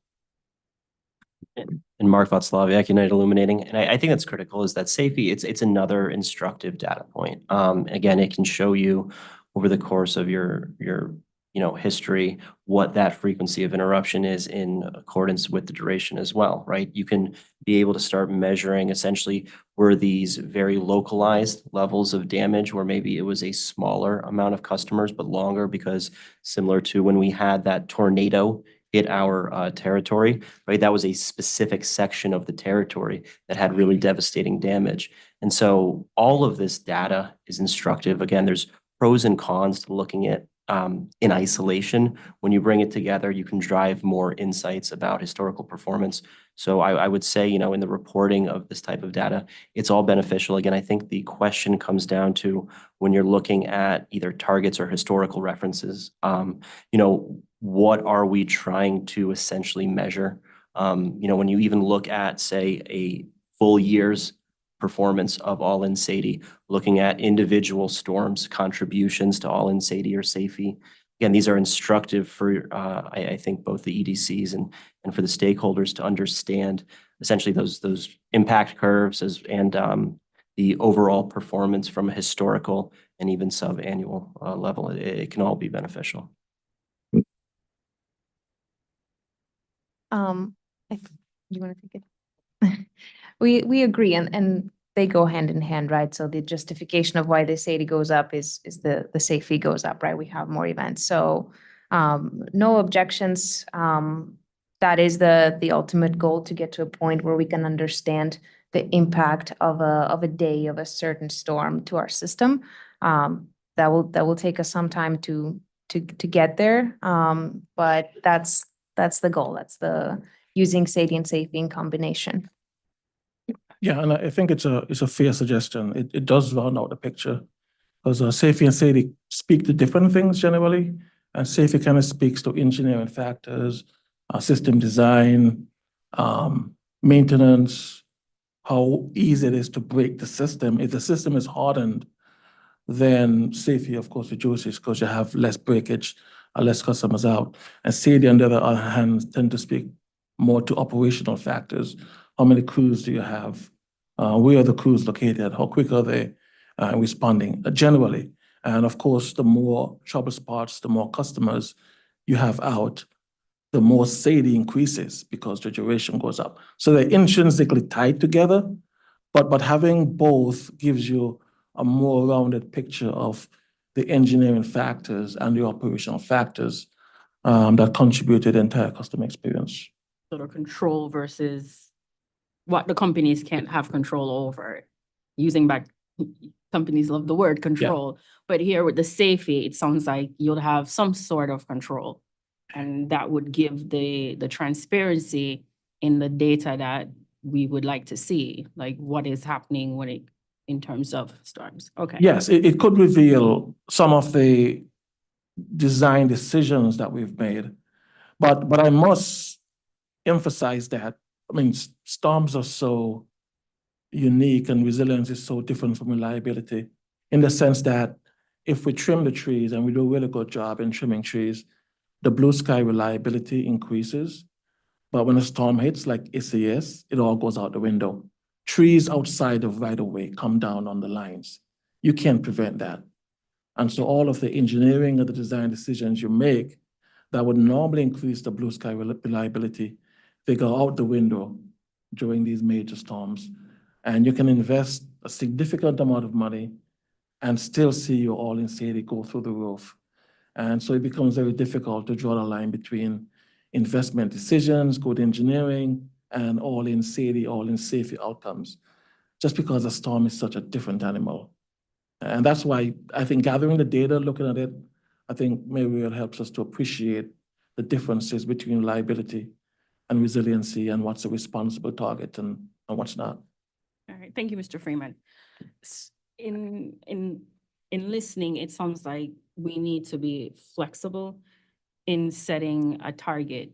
How do the companies propose incorporating the flexibility in target setting or benchmarking process to account for these unexpected events and changing conditions?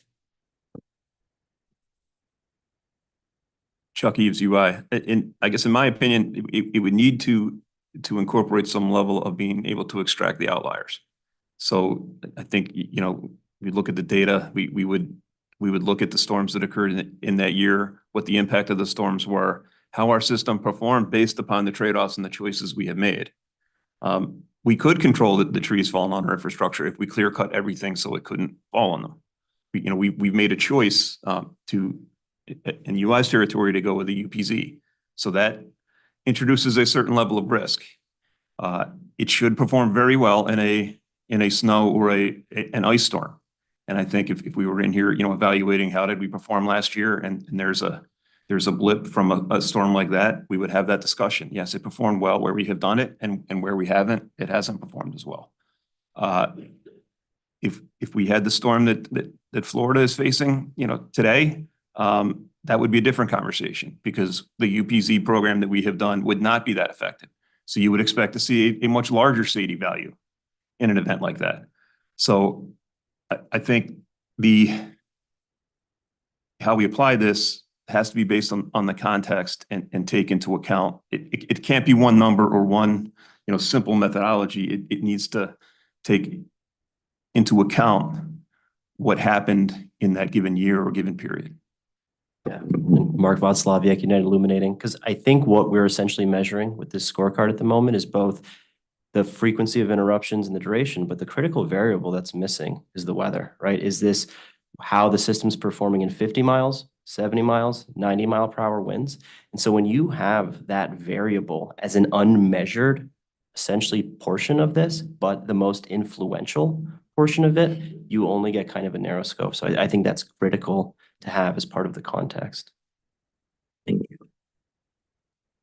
And I don't want to drag this into a research exercise, but it almost sounds like it should be a case-by-case analysis, right? Maybe the flexibility is just a reporting of what happened. Maybe free form for the first couple of years, right? But, you know, we respond to IRs frequently, sometimes from TDRP, where we sort of say, you know, those are the storms that marginally didn't make the threshold. And there were 5 this year or 3 this year, right? So that kind of explains, you know, we didn't have maybe a major storm or many major storms a year, but we had many minor storms. So they are in the blue sky data, they are in the all-in data. So maybe some analysis of more detail rather than lumping it to fewer metrics, maybe an analysis of sort of why that happened, right? What are the thresholds?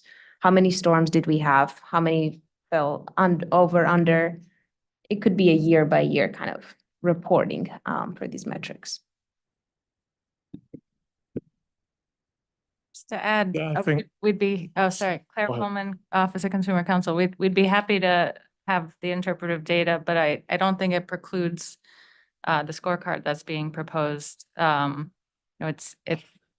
think we keep seeping back into what, this question of what the utilities should be accountable for, but what we're talking about here is measuring over time.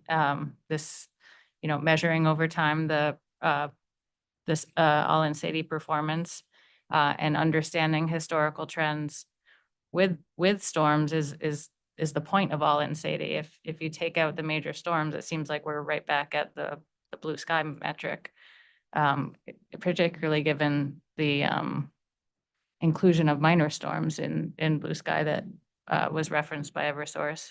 So just want to kind of bring us back to, this is data collection, and it doesn't preclude other interpretive analysis.